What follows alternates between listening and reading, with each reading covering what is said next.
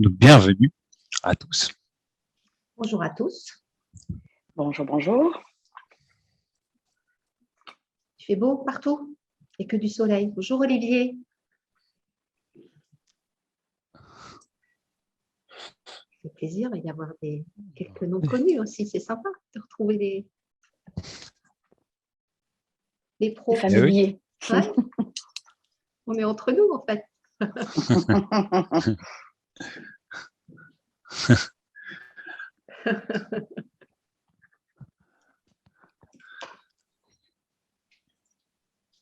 Midi 35. Allez, encore 2 minutes, 1 à 2 minutes. Et on attaque.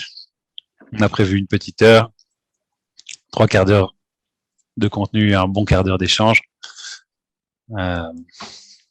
On est plusieurs à animer, co-animer ces webinaires. Je ferai les présentations juste après.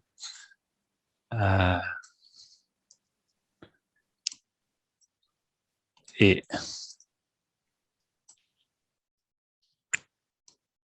si tu es prête, Isabelle, je te propose de lancer les hostilités.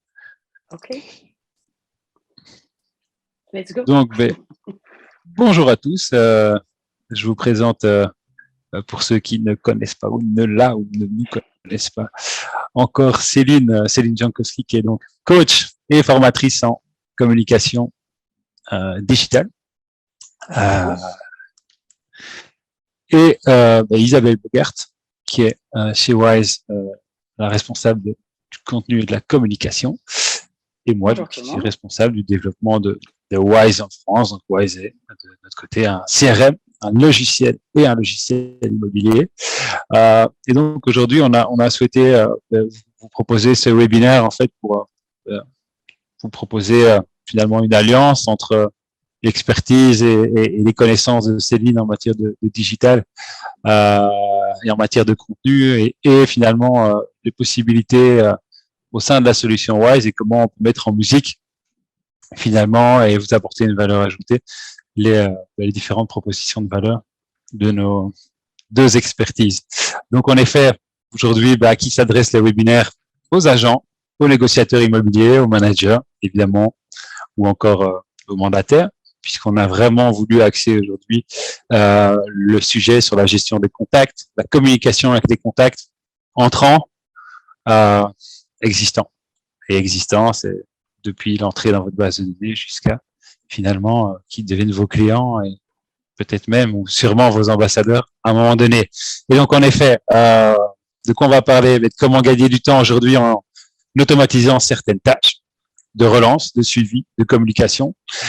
Comment communiquer avec des idées finalement concrètes et précises envers des cibles précises, qu'elles soient des candidats acquéreurs, des acquéreurs, des vendeurs, des candidats vendeurs, des partenaires, des clients et autres.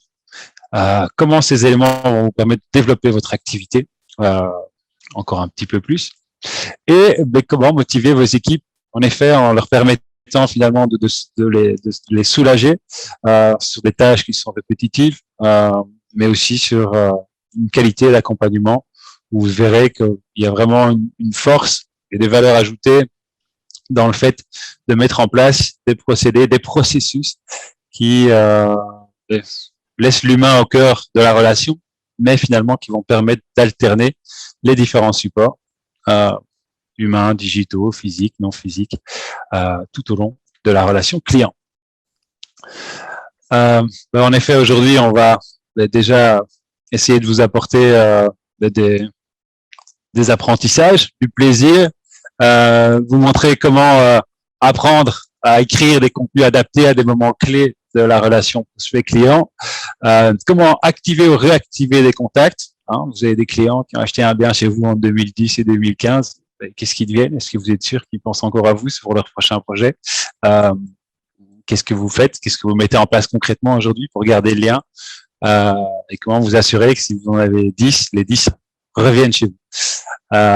Et troisième point, comment mettre en place justement un suivi personnalisé régulier envers vos différents contacts et typologies de contacts.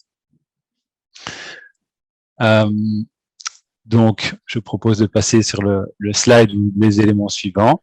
Donc, Pardon, c'est- je me concentre. et je vais laisser la main, mais justement, hein, il y a deux parties. Céline va animer cette première partie vraiment sur le contenu, la communication. Et ce qui est intéressant, c'est que Isabelle ensuite va vous montrer comment mettre en pratique ces différentes possibilités, ces différents aspects, ces différents contenus au sein de notre logiciel. C'est des solutions, c'est des idées que vous pourrez évidemment prendre parce que l'idée, c'est de vous amener du concret, de l'actionnable directement. Et puis, oui. Je pense que nous souhaitions poser quelques questions à nos participants avant de permettre de lancer Céline. Si Absolument, c'est vrai que je vais un petit peu trop vite. Je repasse sur le lancement d'une petite question sur vos habitudes à vous, évidemment, pour savoir aujourd'hui quels sont vos canaux de prospection. Je vais vous laisser quelques secondes pour y répondre, évidemment. Voilà, je vois que ça arrive petit à petit. Et merci Céline et Isabelle. C'est un travail d'équipe, Grégory. Mais oui, mais oui.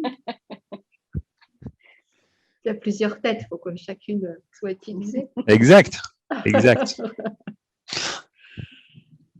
Ok, super. Je crois qu'on peut poursuivre maintenant. Voilà, on peut poursuivre. Je crois qu'il y a encore une ou deux réponses qui arrivent. Je voulais faire une petite métaphore et je la trouvais intéressante. Et bon, je pense que c'est une bonne transition pour toi, Céline. Mais en fait, je trouvais la comparaison intéressante. C'est qu'un lead entrant dans une base de données, en fait, c'est comme un pot de yaourt. Après un certain délai, ils sont à jeter à la poubelle. Et donc, comment faire en sorte, finalement, de pouvoir être actif, réactif. N'oubliez pas que si vous êtes le premier à appeler un candidat acquéreur, je sais que vous en avez probablement énormément qui arrivent chaque jour, qui sont intéressés, des dizaines ou des centaines de coups de fil tous les jours. Mais être le premier, quand vous n'êtes pas le seul, ça vous donner la possibilité d'orienter directement la réflexion et la réflexion de l'acquéreur ou du vendeur. Et voilà, je vais mettre fin au sondage et partager les résultats. En tout cas, on voit voilà que la prospection téléphonique, physique et digitale sont vos piliers. Je vais clôturer ici. Voilà le sondage. Bravo. Et laisser la main à Céline. Merci Grégory. Et ferai en sorte de suivre avec les sondages quand je dois. Au fur et à mesure. Parfait. Voilà. Bah, écoutez, bonjour à tous. Moi, je suis ravie d'être là aujourd'hui pour vous parler création de contenu dans cette présentation commune avec Wise. Et c'est vrai que c'est important d'apprendre à créer des contenus adaptés à des moments clés de la relation client pour convaincre les contacts et les transformer en clients. Donc, sur la slide suivante, vous allez voir qu'on parle de l'importance de créer des contenus pour attirer à soi en permanence au sein de la prospection des leads, des contacts. C'est encore mieux quand ils sont qualifiés et donc vous avez plein de méthodes. On a vu que vous utilisiez aussi bien le présentiel, le papier que le digital et c'est vrai qu'il y a plein de façons d'aller récupérer des contacts, mais il y a aussi tous les contacts que vous avez peut-être déjà collectés en amont depuis quelques semaines, quelques mois, voire quelques années pour certains, qui sont cachés au fin fond de vos fichiers. Vous en avez peut-être perdu d'ailleurs en cours de route, donc c'est toujours intéressant de faire attention à la richesse de ces contacts-là parce que vous avez dépensé de l'énergie, vous avez très certainement dépensé de l'argent aussi pour les obtenir.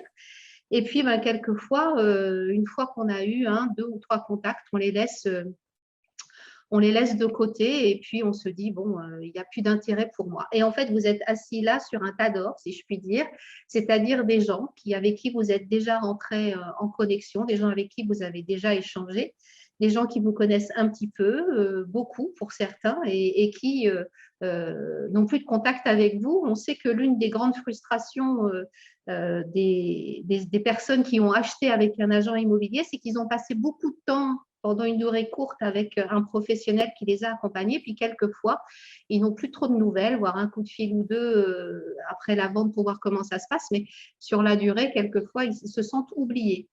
Donc, voilà comment Wise peut éventuellement vous aider à changer ça, parce que, bien sûr, lorsque l'on travaille avec un prospect acheteur, par exemple, il vient à vous pour une demande d'information via un portail ou via directement la communication que vous avez pu faire. Peut-être que vous allez même aller jusqu'à visiter un bien avec lui. Et puis, après, la relation continue ou pas, suivant si vous avez, si le bien a plu, si l'échange s'est fait. Mais que ce soit fait ou pas, qu'est-ce que devient après ce client une fois que vous avez avancé un petit peu dans la relation avec lui? Et donc, c'est là que c'est important de pouvoir avoir anticipé cette partie-là de la continuité de l'entrée en relation avec votre prospect, en ayant déjà créé peut-être des contenus et devenir visible auprès de lui. Donc, il y a deux choses qui sont importantes. Vous savez très bien que les algorithmes, très certainement, vous le savez, aiment les contenus uniques. Il est important pour être vu des algorithmes de créer régulièrement des contenus. C'est encore mieux lorsque ce sont des contenus où vous êtes différencié de la concurrence, c'est-à-dire on vous voit vous avec vos équipes, on vous voit vous sur le terrain, on vous voit avec vos clients, on vous voit en train de prospecter. On vous voit fêter un anniversaire d'un collaborateur, par exemple, et on voit surtout comment vous accompagnez les personnes qui rentrent en contact avec vous, que ce soit juste un prospect ou un client déjà bien avancé dans le processus d'achat ou de vente. Et c'est ce qu'aime regarder, en fait, le futur client sur les réseaux sociaux. Une personne en France passe en moyenne 2h45 par jour sur ses réseaux sociaux, donc c'est pas rien. Donc c'est intéressant à un moment ou à un autre d'aller le croiser sur son fil d'actualité, Facebook, Instagram, LinkedIn, YouTube, là où vous choisissez d'être, et qu'il puisse vous reconnaître d'emblée avec votre logo, avec votre façon d'être, avec ce que vous leur apportez, que vous ayez une identité assez clairement mise en avant au travers de vos contenus. Il faut que vous lui expliquiez qui vous êtes, quelles sont vos valeurs, qui est votre équipe, etc. Et que vous expliquiez comment se passe la relation avec vous. C'est ce qu'on va voir un petit peu dans la slide suivante. C'est-à-dire que c'est important que vous passiez du temps à créer du contenu qui crée de la relation avec votre communauté. Et donc, on a l'impression qu'on pourrait s'épuiser à faire ça tous les jours, ce qui n'est pas le cas si on est assez ciblé sur des objectifs clairs. C'est-à-dire, pourquoi je fais de la communication digitale? Ça sert lequel de mes objectifs? De la notoriété, aller acquérir de nouveaux clients. Me dire que si je crée un article de blog, eh bien, peut-être que je peux le transformer en vidéo, peut-être que je peux aller en poster un bout, un petit extrait sur mes réseaux sociaux pour le ramener pour faire du trafic sur mon site internet, etc., etc. Mais bien sûr, tous ces contenus que vous créez pour vos réseaux sociaux doivent bien sûr être réutilisés au sein des messages que vous adressez au fur et à mesure de votre relation client. C'est ce qu'on va voir un petit peu après. Ce qui est important, c'est de se dire que il faut qu'un message soit entendu au moins 7 fois maintenant. Avant, c'était 5, maintenant c'est 7 parce qu'il y a de plus en plus de bruit autour de nous, pour qu'un prospect commence à interagir en moyenne avec vous. Donc, ça veut dire qu'il ne faut pas hésiter à répéter tout au long du mois, peut-être chaque semaine, une ou deux thématiques qui sont importantes pour créer avec votre prospect une relation qui va passer d'une zone où je l'ai aperçu sur mes réseaux sociaux. Ah tiens, je connais cet agent immobilier. Ah puis finalement, peut-être que pour mon projet, je pourrais me rapprocher de lui. Et puis de fil en aiguille, il voit comment vous travaillez parce qu'il a commencé par regarder et puis après il a peut-être liké et puis peut-être qu'après il l'a commenté et il est rentré en contact avec vous. Donc, un outil qui permet de faire ça, et pour ceux qui me suivent, ils le savent que c'est un peu mon fil rouge tout au long de mes accompagnements, c'est la grille de contenu.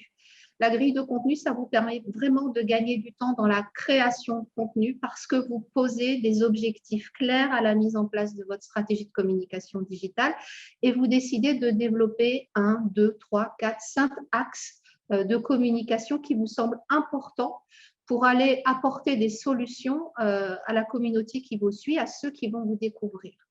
Donc là, je vous ai mis des exemples qui peuvent être 4 thématiques qui sont souvent celles que moi, je développe avec les professionnels de l'immobilier. La première, c'est vous, vos services, vos valeurs, pour aller amener justement à donner des conseils à vos futurs clients, à vos prospects, pour qu'ils apprennent à connaître un petit peu qui vous êtes et comment vous travaillez. Bien sûr, les avis clients et un petit peu de storytelling sur comment vous accompagnez les clients, des clients qui, via tout ça, vont donner de la preuve sociale, vont donner de la force, d'une vraie visibilité avec une vraie confiance que l'on peut vous donner. Bien sûr, en 3, votre marque, votre agence, vos équipes, qui vous êtes, où vous êtes, bien sûr, pour qu'on puisse s'identifier à vous en personnalisant votre communication et puis en la rendant, je dirais, de chair et d'os, hein, pour que les gens vous voient bien, parce que peut-être que si sur vos réseaux sociaux, vous avez l'habitude de partager vendu ou j'ai notaire, vous allez sans doute voir que c'est peut-être pas ça qui vous ramène le plus d'interaction, mais c'est peut-être vous en prospection sur le terrain qui ramène le plus de vues et de partage. Et puis bien sûr, en 4e point, l'info locale. Vous partagez un même territoire que votre audience, que votre communauté, donc c'est important de le mettre. Je ne l'ai pas mis là, mais ça me paraît évident qu'il faut aussi bien sûr de temps en temps partager des infos sur les biens que vous avez à vendre, mais bon, ça me semblait évident, mais voilà, je préfère le dire.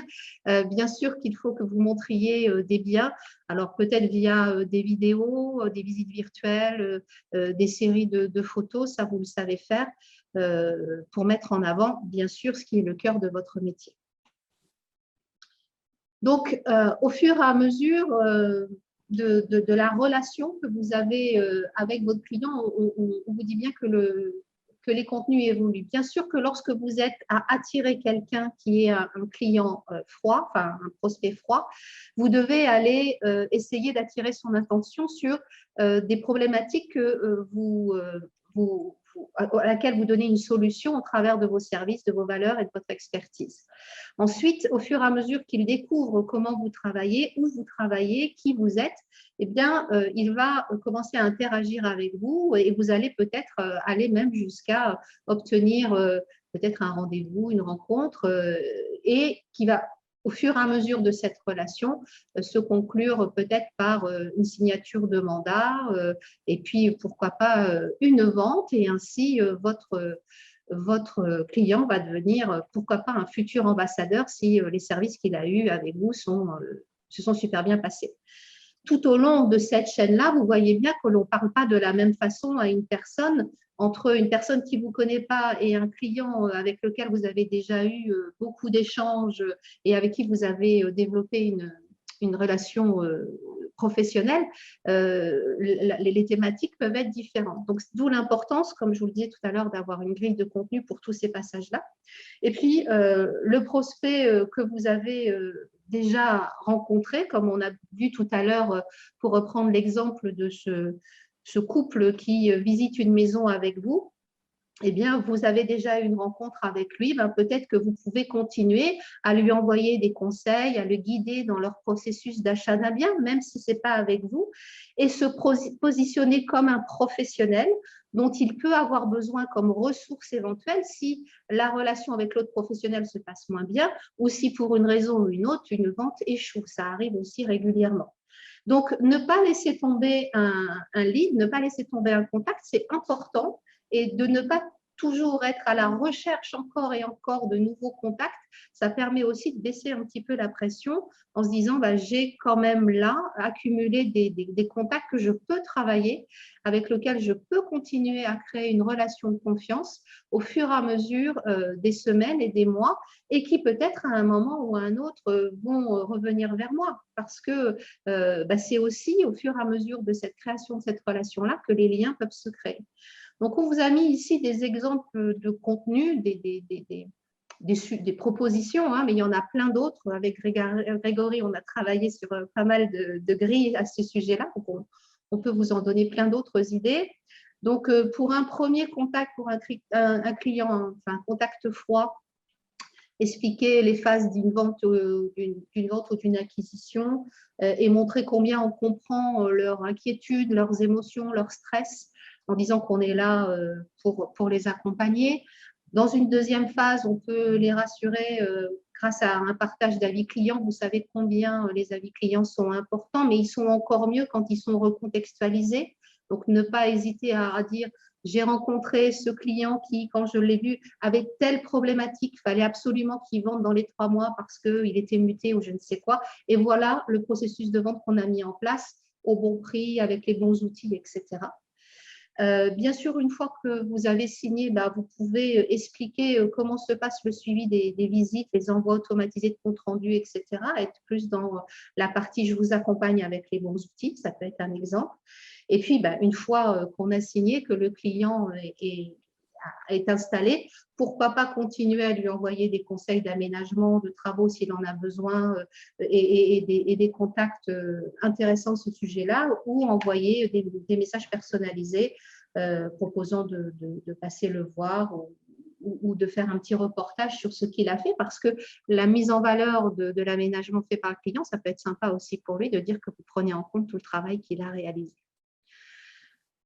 Donc voilà, c'est important d'activer et de réactiver vos contacts régulièrement en utilisant les fonctionnalités d'un CRM et des contenus créés à cet effet. C'est vraiment ce que Wise vous propose. C'est pour ça que moi, je suis ravie d'être associée avec cet outil. Quand on s'est rencontrés il y a quelques mois de cela, pas très longtemps d'ailleurs, ça a été vraiment une évidence pour moi parce que des CRM, il en existe pour d'autres métiers que ceux des professionnels de l'immobilier. Et c'est hyper important de pouvoir vraiment avoir une communication fluide qui permet de répondre aux besoins en information des clients au fur et à mesure de leur parcours. Donc, c'est un gain de temps évident, c'est une personnalisation du parcours client. Il n'y a plus besoin de réécrire en permanence les mêmes mails. Isabelle va vous montrer ça.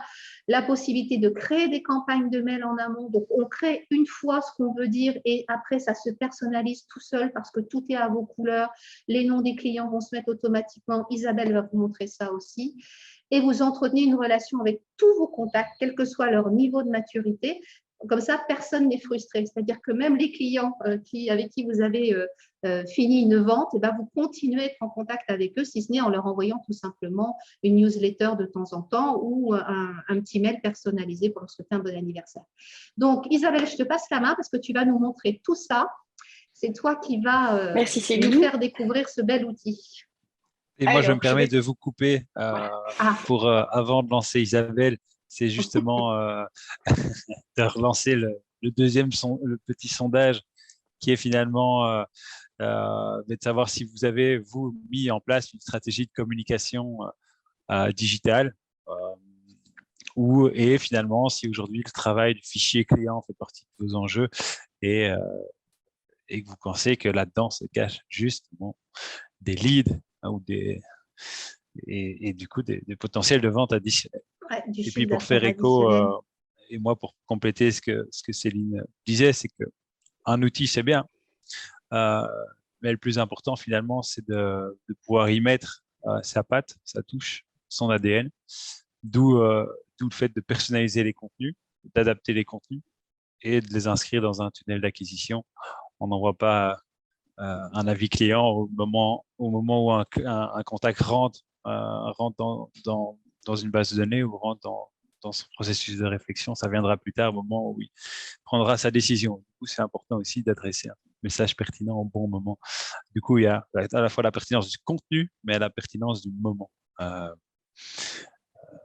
Donc, je pense que dans la vie privée, c'est le cas aussi. Si vous demandez quelque chose à votre conjoint un peu spécial, il faut demander au bon moment. Je ne vous apprends rien. C'est la clé. Voilà, je pense qu'il y a eu une grosse dizaine de participations. Je vais mettre fin au sondage et laisser Isabelle enchaîner sur la suite. Voici, je vais vous partager les résultats. Donc, plusieurs d'entre vous, vous êtes tous convaincus qu'il y a quelque chose à exploiter dans votre fichier client. On va vous donner des pistes après. Céline en a déjà donné quelques-unes. Et pour ce qui est de la stratégie en communication communication digitale, vous êtes environ 33% à en avoir mis une en place et 67% désireux de le faire. C'est une bonne nouvelle. C'est une bonne nouvelle. Et personne ne semble perplexe ou insensible finalement à la communication. Je laisse Isabelle prendre. Oui. Est-ce que vous voyez bien mon écran? Oui. Oui, Isabelle. Donc je te laisse la main, Isabelle. Merci. Et te connecter à Wise. Moi de jouer. Alors effectivement, moi pour ma partie, je vais vous montrer comment activer ou réactiver votre fichier client dans un premier temps. Et puis, je vais vous expliquer comment assurer un suivi de vos contacts, une communication avec vos contacts tout au long de leur parcours et quel que soit leur profil. Pour cela, je vais m'aider de notre CRM et logiciel immobilier Wise. Donc, je vais me connecter à la session de Grégory. Est-ce que l'écran est suffisamment grand? Est-ce que vous voyez correctement? Tu agrandir un petit peu? Peut-être un peu agrandi. Je peux encore agrandir un peu, oui. On est mieux comme ça? Yes. Ok, je vais juste faire un rafraîchissement comme ça, mon écran s'adapte correctement. Ok, c'est parfait. Donc, je viens de me connecter à notre plateforme en ligne. La première chose que je vois lorsque je me connecte, c'est mon agenda de la semaine. Donc, comme vous pouvez le voir, j'ai du travail jusque vendredi matin. Après, je me consacre un super week-end, en tout cas pour le moment. Et comme vous pouvez le voir également, dans la partie supérieure de cet écran, j'ai mon menu principal pour accéder à mes différents modules qui sont les biens, bien évidemment, les contacts, l'agenda, je suis dessus, la gestion des tâches que je vois aussi en partie ici. Et vous avez aussi un lecteur d'email et un module de mass mailing. Mais venons-en à notre propos. Je vais donc me rendre dans le module des contacts. Donc, je suis ici dans le module de mes contacts. Donc, je suis dans mon fichier client finalement. Le premier élément que je voulais partager avec vous, c'est que le plus important dans un fichier client, c'est de parvenir à le qualifier, c'est-à-dire à catégoriser vos contacts. Pour ça, dans la plateforme, nous avons la possibilité de donner un qualificatif aux contacts. La liste est ici, vous la voyez sur la gauche. Donc, je peux très facilement dire, ben voilà, tel contact est un prospect acquéreur, c'est un acquéreur, c'est un prospect vendeur, c'est un client, ça peut être un investisseur par exemple ou un promoteur. Bref, je vais pouvoir qualifier, catégoriser mes contacts. Ce qui est extrêmement important, c'est de choisir une catégorisation qui soit assez simple. Plus vous serez simple, plus vous aurez facile de maintenir cette catégorisation-là. Vous serez sûr que l'ensemble des membres de votre équipe comprendra exactement quels sont les qualificatifs qu'ils doivent attribuer à leurs contacts qui rentrent. Et donc, ce sera beaucoup plus facile de maintenir et surtout par la suite de communiquer avec ces contacts. Donc ça me paraissait être un élément important parce que souvent, on a tendance à créer une quantité importante de types de contacts et puis pour finir, tout le monde ne sait plus très bien ce qu'il faut attribuer à un contact qui est, ben voilà, c'est un prospect vendeur, mais il vient juste d'arriver. Il vient par le site web, comment est-ce que je dois le qualifier? Si vous créez trop de catégories, à un moment donné, plus personne ne sait exactement comment ça fonctionne. Donc, ne créez pas trop de types de contacts pour pouvoir maintenir cette qualification et vous allez voir que ça va ça va faciliter la communication à tout moment avec ce fameux fichier client. Deuxième étape de ce webinaire, donc c'est réactiver finalement ces contacts. On l'a dit tout à l'heure, vous avez tous les jours de nouveaux contacts qui rentrent dans votre fichier client. Hein. Ils arrivent par votre site web, par les portails immobiliers, par vos visites, par le bouche à oreille, enfin bref. Tous les jours, on a quantité de contacts avec lesquels on communique. Mais notre postulat de départ, c'était de dire les contacts que l'on ne travaille pas beaucoup et qui pourtant sont assez intéressants sont ces fameux prospects acquéreurs. Ceux-là, on en a beaucoup et on en a beaucoup tous les jours. Ils vous demandent des informations sur des biens que vous louez et que vous achetez. Vous répondez bien souvent à leurs demandes. Parfois, on va jusqu'à une visite, et parfois une visite qui s'arrête là, dans la mesure où votre fameux prospect n'est pas intéressé par ce que vous lui avez proposé. Et puis très souvent, ben voilà, il a visité, il n'était pas intéressé. On va communiquer en lui envoyant, en faisant des rapprochements et en envoyant les nouveaux biens qui rentrent, mais très souvent, la communication s'arrête là. Or, vous savez qu'il y a en moyenne 60% des prospects acquéreurs sont quand même des potentiels vendeurs. Et donc, il est extrêmement intéressant de communiquer avec ces gens pour pouvoir en fait leur montrer tout votre professionnalisme, comment vous pouvez les aider en tant qu'acquéreurs, potentiels. Et s'ils ont une expérience et une communication qui est assez chouette avec vous, il y a fort à parier qu'au moment de la vente de leurs propres biens, ils penseront plus facilement à vous qu'à vos concurrents. Alors, dans ma base de données qui est ici, je peux filtrer. Je vais, par exemple, filtrer ma base de données sur les prospects acquéreurs. Alors, je m'en excuse auparavant, c'est une base de données de démo, donc ne soyez pas surpris si, par exemple, de temps en temps, vous voyez des choses un petit peu surprenantes ou des noms qui vous paraissent plus ou moins familiers. Je suis très fan de cinéma, vous allez vite vous en rendre compte. Et donc, évidemment, moi, je n'ai que 8 prospects acquéreurs, mais on imagine bien que dans votre fichier client, vous en avez beaucoup plus. Le traitement, qu'on en ait 8, 10 ou 2500 ou 10 000, est exactement le même que ce que je vais vous montrer. Donc ici, on va prendre ces prospects acquéreurs et qu'est-ce qu'on va faire? On va vouloir s'assurer finalement que les informations dont on dispose dans son fichier client sont correctes parce que ce sont peut-être des gens que vous avez eus il y a 6 mois. Est-ce qu'ils sont toujours à la recherche? Est-ce que le profil est toujours le même? Vous voyez ici que je peux très facilement identifier finalement un profil de recherche. Mais en général, on sait aussi que quand un prospect acquéreur commence sa recherche, il rêve d'un château pour 50 000 euros, puis il fait face à la réalité, et donc ces critères, bien souvent, évoluent. Donc, c'est important que vous puissiez avoir une information qui soit juste, de sorte de pouvoir communiquer de manière correcte avec lui. Alors, ce que je vais faire, c'est que je vais changer ma vue pour arriver à une vue en table, ce qui me permet d'avoir une vue beaucoup plus globale. Je vais sélectionner tous mes prospects acquéreurs. Et ce que je vais faire, en fait, c'est simplement leur envoyer une petite newsletter, un petit mass mailing. Dans Wise, nous avons un module d'emailing. Donc, je vais ajouter tous ces gens à une campagne d'emailing. Alors, je ne vais pas trop me fatiguer sur le nom de la campagne ni sur le sujet, ce n'est pas le propos ici. Et j'ai créé, en fait, dans mon module d'emailing, un mail qui s'appelle « Mise à jour des contacts ». Alors, je vous montre à quoi cela ressemble. Ici, qu'est-ce qu'on va dire? On va leur dire, voilà, restez prioritaire pour les nouveaux biens, confirmez vos critères de recherche en quelques minutes et recevez en priorité tous nos nouveaux biens. Je ne connais pas un seul prospect acquéreur qui, quand il est face à sa recherche immobilière, n'est pas intéressé, surtout par les temps qui courent où le marché est particulièrement tendu, qui n'est pas intéressé de recevoir les offres avant même finalement qu'elles ne soient disponibles sur le marché. Donnez-leur un sentiment de priorité et ils auront d'autant plus envie de mettre leurs critères de recherche à jour.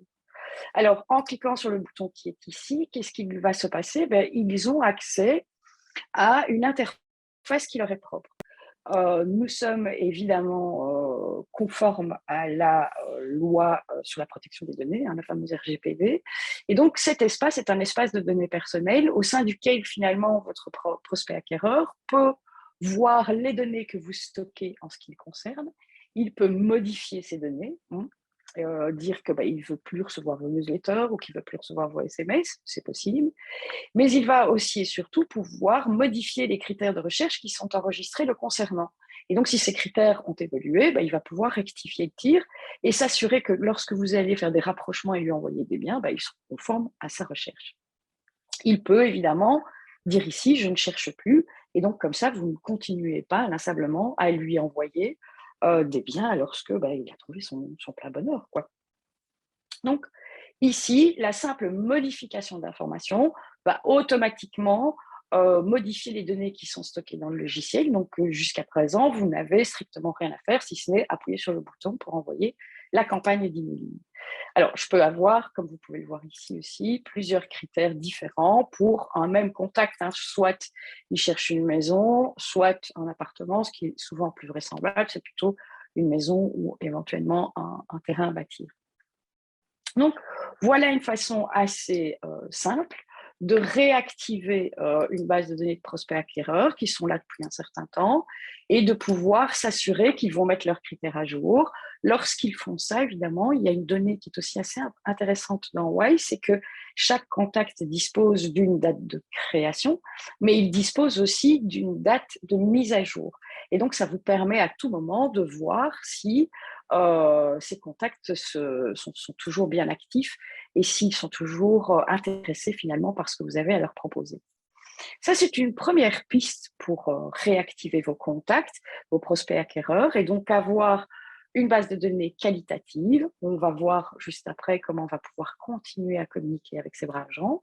Mais une autre façon, une autre petite idée pour réactiver des contacts, c'est vous avez signé des ventes il y a 1 an, 2 ans, 3 ans, 4 ans avec des personnes et finalement, entre-temps, on a eu une petite crise, toute petite, qui s'appelle le Covid et donc qui a quand même eu une influence extrêmement importante sur les valeurs immobilières. Et je suis certaine que parmi tous les gens à qui vous avez vendu récemment, il y en a toute une série qui se posent la question de savoir tiens, que vaut mon bien aujourd'hui et est-ce que je ne ferais pas une bonne opération financière en vendant maintenant? Donc, ce que je viens de faire, c'est j'ai changé mon filtre. Souvenez-vous, j'étais sur prospect acquéreur. Ici, je viens de sélectionner mes acquéreurs. Okay. Donc, ça me donne un résultat. Et là, je vais leur envoyer une newsletter qui est totalement différente. Je les sélectionne tous comme tout à l'heure. Action, je fais une campagne emailing. Hop, hop, hop, hop, hop, hop. Je sélectionne un modèle de newsletter que j'ai réalisé au préalable et que je vais vous montrer tout de suite. Donc ici, combien vaut votre bien aujourd'hui? Voilà, madame, monsieur, on a travaillé, vous m'avez fait confiance il y a quelques années, on a travaillé ensemble, je vous ai vendu votre bien. Entre-temps, la crise du Covid est passée par là, je suis sûre que vous vous posez cette question. Si vous vous posez la question et que vous envisagez de vendre ou de faire une opération immobilière, n'hésitez pas à revenir vers moi. Et alors, on peut instaurer, pourquoi pas, une remise pour ces braves gens. Ce n'est qu'une idée, il n'y a pas d'obligation, évidemment. Mais tout ça pour vous montrer que voilà, j'ai établi un modèle que je vais pouvoir réutiliser en filtrant mon fichier client. Je veux voir tous les acquéreurs, par exemple, de ces 3 dernières années. Hop, je leur envoie cette newsletter, on voit les résultats que ça donne, et puis je peux aller plus loin. Les acquéreurs d'il y a jusque 6 ans, et ainsi de suite. Mais une fois que j'ai créé un modèle, comme disait très bien Céline, vous ne devez pas réinventer la roue à chaque fois. On a créé un modèle avec un contenu qui fonctionne et on le réutilise de manière régulière. Dans le mailing, à nouveau, j'ai suivi les conseils de Céline. Donc, on parle de soi et de qui on est. C'est toujours important de pouvoir s'identifier face à ses concurrents et donc que vos acheteurs, vos anciens acheteurs puissent repenser à vous. Donc, on parle de son équipe, on parle de son site web et donc, on peut aussi générer du trafic sur le site web. Envoyer des mails, c'est très intéressant, mais il est toujours aussi intéressant de savoir ce que ça donne. Alors ici, je vais vous montrer sur une campagne que j'ai réalisée récemment. Voilà, ici, comme vous pouvez le voir, quand on envoie des mails dans la partie de droite, donc ici j'ai toutes mes campagnes d'emailing. Si possible, un peu agrandir encore. Je vais essayer. Alors attends. Parce que je viens d'acquérir mon nouveau jouet et donc j'apprends comment m'en servir en même temps. Pomme plus. Merci. Voilà, donc ici, on peut voir par exemple que j'ai envoyé une newsletter à ma base de données, à mon fichier client qui représentait quelques 5000 clients. Eh bien, je sais voir combien réellement de mails ont été envoyés, puisqu'il y a des gens qui ne veulent plus recevoir mes newsletters, ou j'ai dans mon fichier client des gens qui n'ont pas d'adresse email. Okay. Je sais voir combien l'ont ouvert, quel est le taux de désinscription et surtout quel est le taux moyen de clic dans les newsletters. Vous avez vu, contactez-nous, allez sur le site. Donc, on met des boutons. Et donc, quand on met des boutons, on sait voir si les contacts à qui vous avez envoyé ces mails cliquent sur ces boutons. Donc, ça, c'est très intéressant parce que ça permet de savoir aussi si votre communication est pertinente, si elle fonctionne, si les gens adhèrent à cette communication. Et moi, ici, c'est une image, donc je ne sais pas vous le montrer, mais quand je clique sur le 53, par exemple, je sais voir directement qui sont les contacts qui ont marqué un intérêt pour mon article de blog dans ce cas-ci. Et donc, on sait être proactif en termes de communication et voir si la communication qu'on a mis en place, finalement, fonctionne. Donc, voilà pour la deuxième partie de ce webinaire. Voilà 2 idées de contenu que vous pouvez utiliser pour relancer votre fichier client. comme je vous l'ai montré, donc l'outil de mass mailing ici prend tout son sens. On s'est créé des modèles de newsletter qu'on va pouvoir réutiliser de manière régulière. Je vais aborder… Oui. Je voulais juste insister, Isabelle, sur l'importance du titre d'un email parce que c'est ce qui fait aussi qu'on clique dessus ou pas. Donc, important de réfléchir, de tester des titres aussi lorsqu'on envoie une campagne. Si on voit que le taux de clic n'est pas tiré, peut-être changer tout simplement le titre de l'email. Et alors, une petite astuce, jamais plus de 50 caractères, si possible. Oui, plus le titre est court, plus il va générer du clic. Plus ça fonctionne. Mais en effet, le clic, c'est bien. L'ouverture, c'est bien. Mais du coup, après, sur les premières phrases, il faut être très en rapport avec le titre, avec l'objet du mail, pour justement encourager la lecture additionnelle. Alors, je suis revenue à ma vue initiale, qui est une vue que j'apprécie beaucoup parce que ça me permet de voir la liste des contacts qui correspondent finalement à la catégorie que j'ai sélectionnée, permet de voir toutes les coordonnées dont je dispose pour un contact. Et ici, je sais voir les critères de recherche de ce contact, et d'autant plus s'il en a plusieurs. Si cette personne est à la fois à l'achat, mais aussi vendeur de son propre bien, je pourrais directement le voir ici dans la partie centrale. Dans la partie de droite, qu'est-ce que j'ai? J'ai un élément qui est assez important, qui est l'historique de mon contact. Alors, à nouveau, je vous le répète, ne soyez pas surpris. Moi, je chipote énormément avec cette base de données, donc je la trifouille dans tous les sens et je la malmène, ce qui donne parfois des résultats un peu étonnants. Mais ce qui est intéressant de voir, c'est qu'en un seul clic, vous savez voir quel est l'historique complet de cette personne.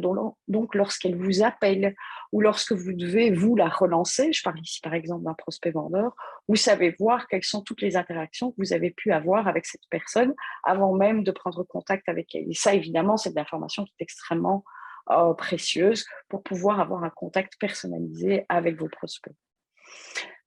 Qu'est-ce que je vais vous montrer maintenant? C'est comment maintenir une communication tout au long de votre parcours client. On a vu, Céline vous a présenté tout à l'heure un parcours digital avec des clients qui existent mais qui sont froids, c'est-à-dire pas spécialement intéressés par vos produits. Puis, on avance dans la relation pour finalement obtenir une signature et une fidélisation des clients. Ce que nous avons voulu mettre en place chez Wise, c'est une fonctionnalité CRM qui est très connue et très importante, c'est ce qu'on appelle le tunnel de conversion. Donc, l'objectif, c'est de catégoriser finalement le taux de maturité que peut avoir un prospect, qu'il soit prospect vendeur ou prospect acheteur, peu importe, dans sa relation avec vous et dans sa relation à la transaction qu'il est censé mener d'ici peu. Donc ici, on a catégorisé son niveau de maturité en différentes étapes: froid, intéressé, chaud, prêt à signer, signer et abandonner. Alors abandonner, et on a voulu garder cette étape parce que même si un prospect vendeur signe chez une agence concurrente ou si un acquéreur achète ailleurs, c'est pas pour ça qu'on ne peut pas maintenir une communication avec ces personnes, parce que d'ici 2 ou 3 ans, 4 ans ou 5 ans ou 10 ans, quand ils feront leur prochaine transaction, c'est pas pour ça qu'ils vont penser à l'agent immobilier avec qui ils ont vendu. Donc, on a un contact qui est froid, ça veut dire qu'il vous connaît mais pas d'interaction de sa part. Intéressé, le contact initie la relation, donc il vient vers vous pour vous demander des informations ou vous demander des informations d'une manière générale. Chaud signifie qu'il accepte un rendez-vous. Donc, dans le cadre d'un prospect vendeur, ce sera il accepte un rendez-vous d'estimation. Un prospect acquéreur, il visite un bien. Prêt à signer, je pense qu'on sait tous ce que ça veut dire. On est en égo et ça avance plutôt dans le bon sens. Signer, le prospect acquéreur est devenu acquéreur ou le prospect vendeur est devenu un vendeur client au sein de votre agence. Qu'est-ce qu'on va faire une fois qu'on a défini ces étapes? Eh bien, on va communiquer avec le prospect pour le pousser toujours vers l'étape suivante. Alors, comment est-ce qu'on fait ça? On va activer ce fameux tunnel de conversion dont je vous ai parlé il y a quelques minutes. Donc ici, je vais en fait générer ce qu'on appelle une liste de tâches. Voilà qui est fait. Donc, qu'est-ce qui va se passer pour chacune des étapes dans laquelle se trouve mon prospect? Je vais avoir des actions et une communication qui va pouvoir partir de manière automatisée. Alors, dans l'exemple que je vous montre ici, c'est un prospect acquéreur et donc on va principalement en fait communiquer avec lui pour le rendre plus mature et l'accompagner dans son processus d'achat, peu importe qu'il achète finalement chez vous, toujours mieux s'il achète chez vous, on est tout à fait d'accord, mais quand bien même il n'achèterait pas chez vous, communiquer va permettre tout simplement de maintenir une communication avec lui et donc de vous faire connaître et reconnaître auprès de ce contact sur le moyen long terme. Donc, ici, qu'est-ce qu'il s'est passé? J'ai généré une liste de tâches et je vais avoir des mails. Vous voyez qu'automatiquement, ici, maintenant, j'ai une date qui est venue s'implémenter. Donc, ça veut dire qu'automatiquement, des mails vont être envoyés tous les X temps. Et ça, nous vous proposons un modèle, bien évidemment, mais vous avez la possibilité de le personnaliser. Donc, c'est tout le travail, par exemple, que vous pouvez faire avec Céline, c'est définir des mails d'informations, de conseils, en fonction de l'état dans lequel se trouve votre prospect acquéreur. Et puis, une fois qu'ils sont intégrés au système, vous ne devez pas les réinventer tous les mois, les réécrire et les réenvoyer. C'est le système qui va le faire pour vous. Bien évidemment, comme le disait Céline tout à l'heure, on ne s'adresse pas à un prospect froid comme on s'adresserait à un prospect qui est sur le point de signer. Donc, on sait avoir à chaque fois du contenu qui est en adéquation avec le niveau de maturité dans lequel se trouve notre prospect. Voilà donc ce fameux tunnel de conversion. Comment maintenir de la communication de manière constante sur le moyen long terme. Un élément, je ne sais pas s'il se trouve ici, oui, le voilà. Donc, tout agent immobilier rêve, je pense, c'est de pouvoir envoyer, par exemple, un mail d'anniversaire après un an d'achat, après 2 ans, après 3 ans, enfin bref, chaque année, on envoie un petit mail sympa, histoire de se rappeler à son bon souvenir lorsqu'il est devenu client. Et ça, c'est valable que ce soit pour un prospect acquéreur qui devient donc acquéreur ou pour un prospect vendeur qui devient client. Voilà pour ma partie. Je ne sais pas si je suis juste au niveau du timing et si j'ai oublié des choses. On est dans les temps, ça va. Et donc oui, en effet, ça fait 50 minutes avec que le webinaire a commencé. On avait dit 45 minutes, donc on est un petit peu au-dessus. Je vous propose justement un petit sondage sur l'automatisation de la communication. Et puis après, évidemment, on prendra le temps de répondre à vos questions, interrogations, réflexions, etc. On a en effet vu sur cette dernière partie surtout que vous avez la possibilité d'adresser une méthodologie, un process en fonction de la catégorisation finalement des contacts, que ce soit un prospect, vendeur, un prospect acquéreur, la communication sera différente, un client. Et ici, ce sont en effet une combinaison d'actions qui vont vous permettre de garder le lien tout au long de la relation client avec des contenus qualitatifs spécifiques. Je ne sais pas s'il y a des personnes qui ont un blog ici, et relayer le blog aussi sur des emails, sur des communications régulières, des campagnes emailing, des newsletters, ou même si ces contenus peuvent se transformer dans des contenus intégrés dans le tunnel d'acquisition, ça peut être bénéfique aussi. On parlait justement de création de contenu qui demande toujours, c'est vrai, un peu de temps, d'effort, ou justement de recyclage de contenu. On est vraiment dans cet aspect-là. Donc là, on voit bien que chaque contenu a un objectif clair. Donc ça permet d'être très focus dans ce que l'on fait et donc plus impactant. Oui, à nouveau, c'est aussi se positionner comme un conseiller, vraiment. Et donc, préfère prendre, parce qu'on sait que l'agent immobilier n'a pas toujours bonne réputation auprès de son public. Et donc là, c'est vraiment se positionner comme un professionnel dont ils ont besoin et leur démontrer, en leur envoyant du contenu approprié finalement à leur démarche, qui va leur faire prendre conscience que vous avez une réelle plus-value et que oui, ils ont besoin de vous et que vous pouvez réellement leur apporter quelque chose de très intéressant. Et justement, récemment, il y a une personne qui est ici dans le webinaire qui me parlait juste de la première phase, en fait, qui était de la pré-qualification de lead. Justement, le contact arrive d'un portail immobilier ou arrive de votre site web. L'idéal, c'est de le contacter le plus rapidement possible, mais ce n'est pas toujours faisable.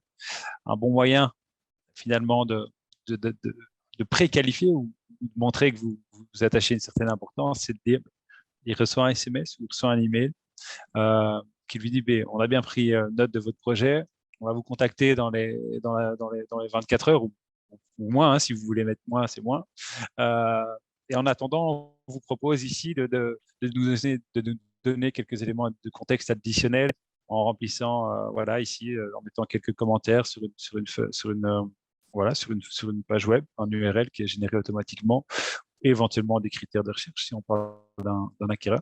Et au moins, vous pouvez préparer votre code. Vous avez déjà tous les éléments de préqualification et vous allez pouvoir travailler de manière beaucoup plus personnalisée votre contact. Et donc, voilà, c'est tous des éléments qui sont possibles et faciles à mettre en pratique ici. Et puis, voilà, je vais mettre fin au sondage et on va maintenant vous laisser la parole pour poser les questions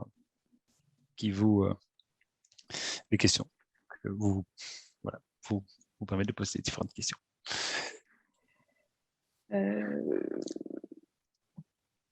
vais peut-être arrêter mon partage d'écran. Non, pas du tout.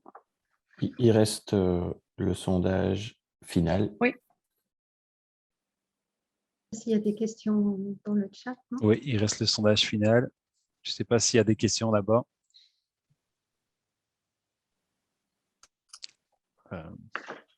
Si pas, en attendant, je peux vous permettre de répondre alors au sondage final.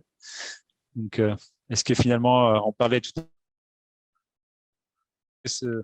est-ce que ce qu'on vous a proposé aujourd'hui répondait à ce qu'on vous avait suggéré dans l'invitation?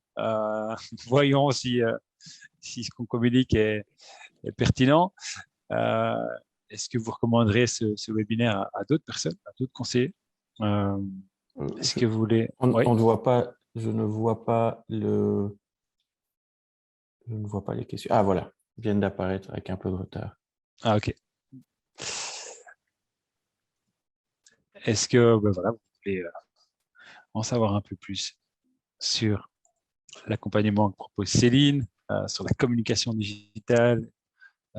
Petite surprise, Céline vous propose cet été, comme elle ne voulait pas prendre de vacances, une session individuelle offerte.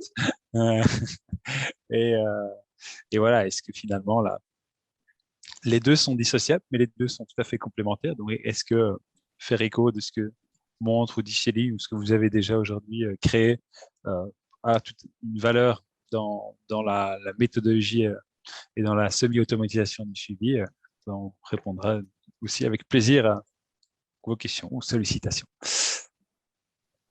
Et en attendant que le sondage est ouvert ici et que vous le complétiez, s'il y a quelques questions, n'hésitez pas soit à les écrire, soit à les poser. Finalement, vous faites ce que vous utilisez le canal que vous préférez.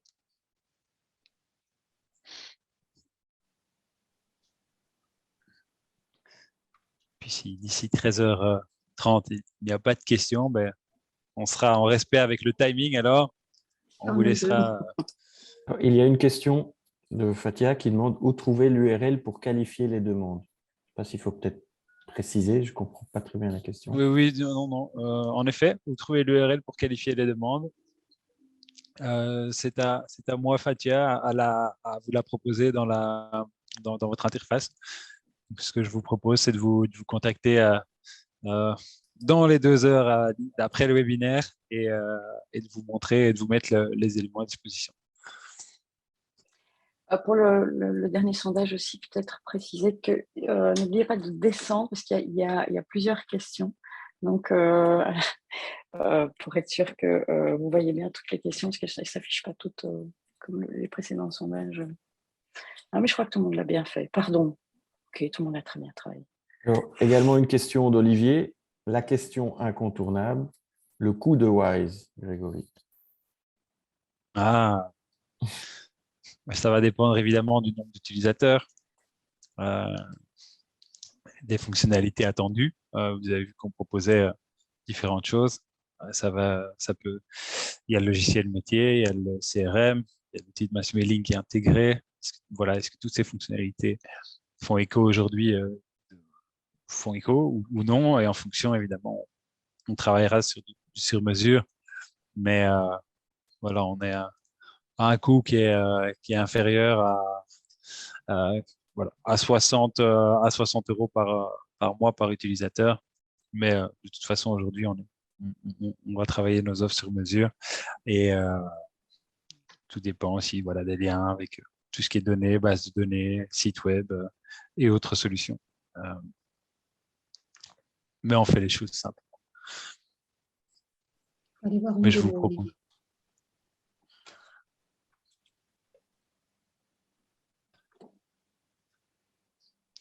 13h30, est-ce qu'il y a encore des questions? Si rien ne survient dans le chat ou dans le micro dans les 10 secondes.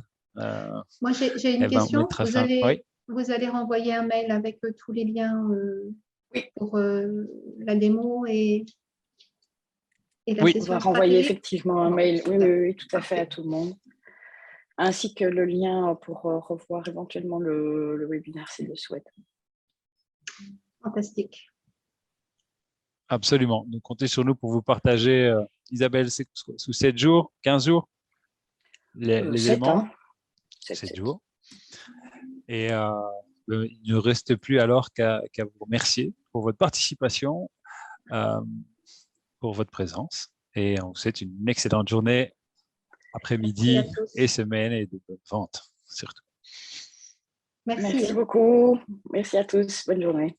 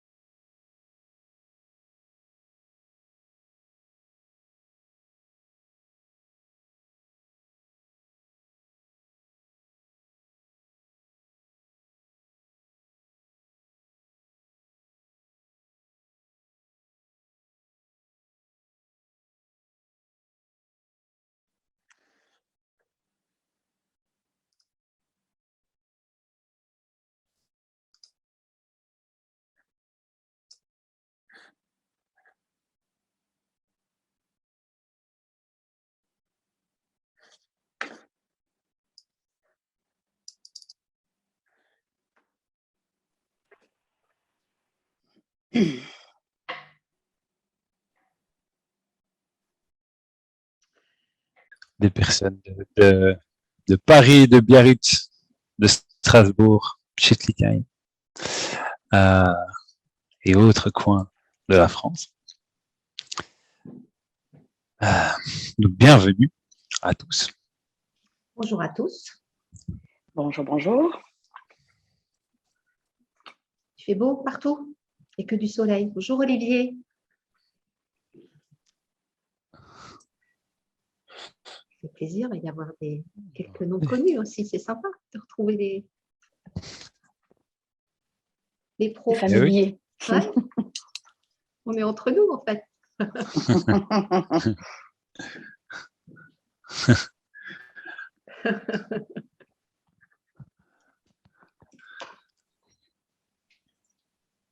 Midi 35. Allez, encore 2 minutes, 1 à 2 minutes. Et on attaque. On a prévu une petite heure, 3 quarts d'heure de contenu et un bon quart d'heure d'échange. On est plusieurs à animer, co-animer ce webinaire. Je ferai les présentations juste après.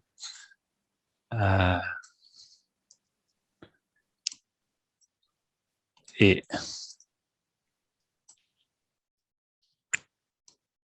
si tu es prête, Isabelle, je te propose de lancer les hostilités.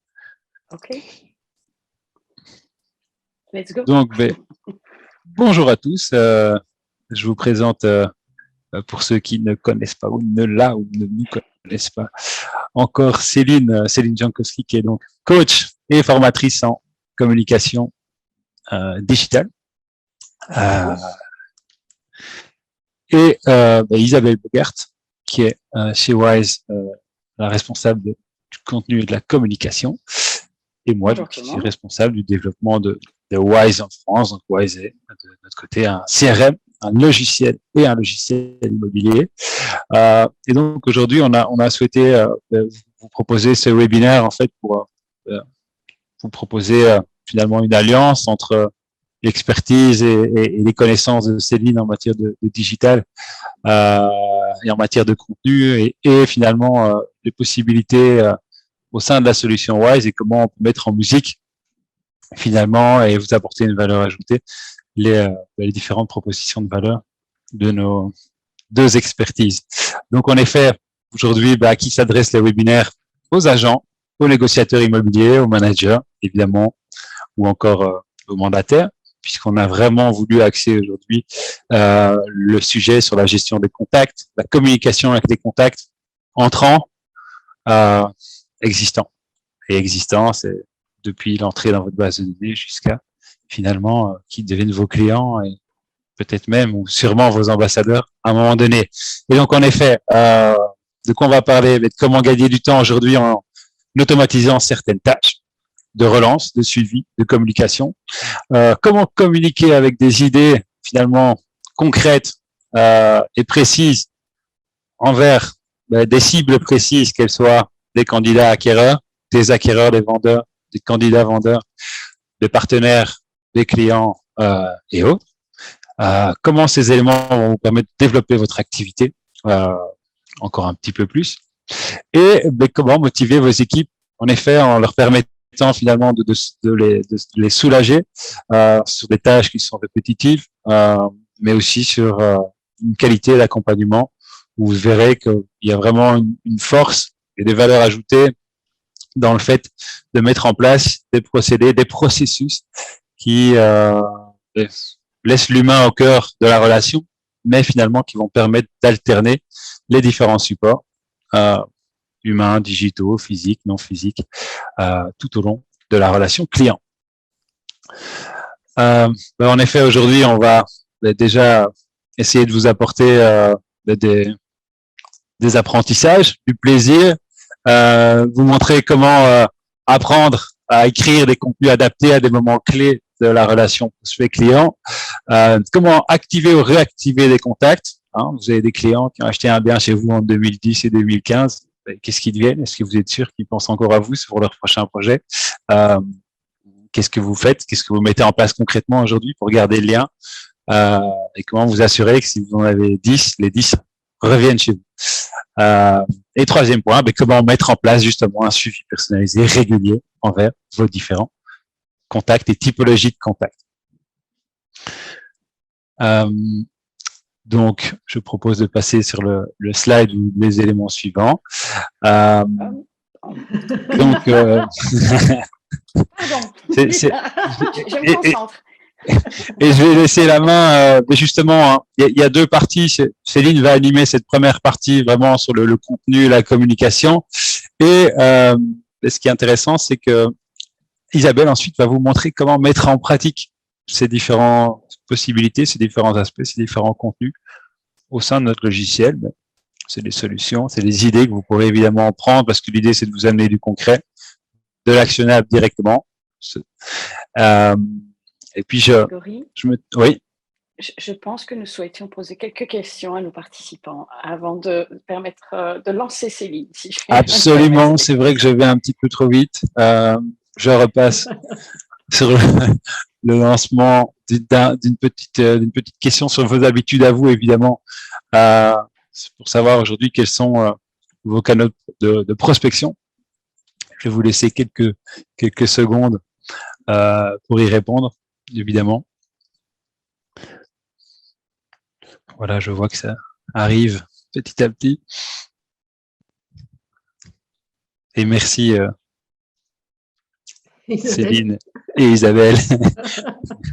C'est un travail d'équipe, Grégory. Mais oui, mais oui. plusieurs têtes, il faut que chacune soit utilisée. Exact, exact. Ok, super. Je crois qu'on peut poursuivre maintenant. Voilà, on peut poursuivre. Je crois qu'il y a encore une ou deux réponses qui arrivent.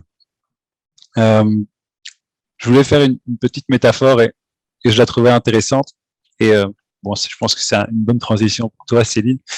Mais en fait, je trouvais la comparaison intéressante. C'est qu'un lead entrant dans une base de données, en fait, c'est comme un pot de yaourt. Après un certain délai, ils sont bons à jeter à la poubelle.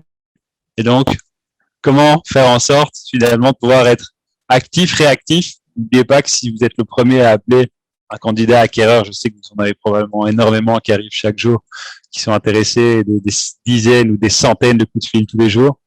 Mais être le premier, quand vous n'êtes pas le seul, ça vous donner la possibilité d'orienter directement la réflexion et la réflexion de l'acquéreur ou du vendeur. Et voilà, je vais mettre fin au sondage et partager les résultats. En tout cas, on voit voilà que la prospection téléphonique, physique et digitale sont vos piliers. Je vais clôturer ici. Voilà le sondage. Bravo. Et laisser la main à Céline. Merci, Grégory. Et je ferai en sorte de suivre avec les sondages quand je dois. Au fur et à mesure. Parfait. Voilà. Bah, écoutez, bonjour à tous. Moi, je suis ravie d'être là aujourd'hui pour vous parler création de contenu dans cette présentation commune avec Wise. Et c'est vrai que c'est important d'apprendre à créer des contenus adaptés à des moments clés de la relation client pour convaincre les contacts et les transformer en clients. Donc, sur la slide suivante, vous allez voir qu'on parle de l'importance de créer des contenus pour attirer à soi en permanence au sein de la prospection des leads, des contacts. C'est encore mieux quand ils sont qualifiés et donc vous avez plein de méthodes. On a vu que vous utilisiez aussi bien le présentiel, le papier que le digital et c'est vrai qu'il y a plein de façons d'aller récupérer des contacts, mais il y a aussi tous les contacts que vous avez peut-être déjà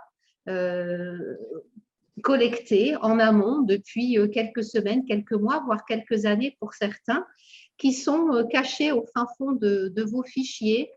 Vous en avez peut-être perdu d'ailleurs en cours de route, donc c'est toujours intéressant de faire attention à la richesse de ces contacts-là parce que vous avez dépensé de l'énergie, vous avez très certainement dépensé de l'argent aussi pour les obtenir.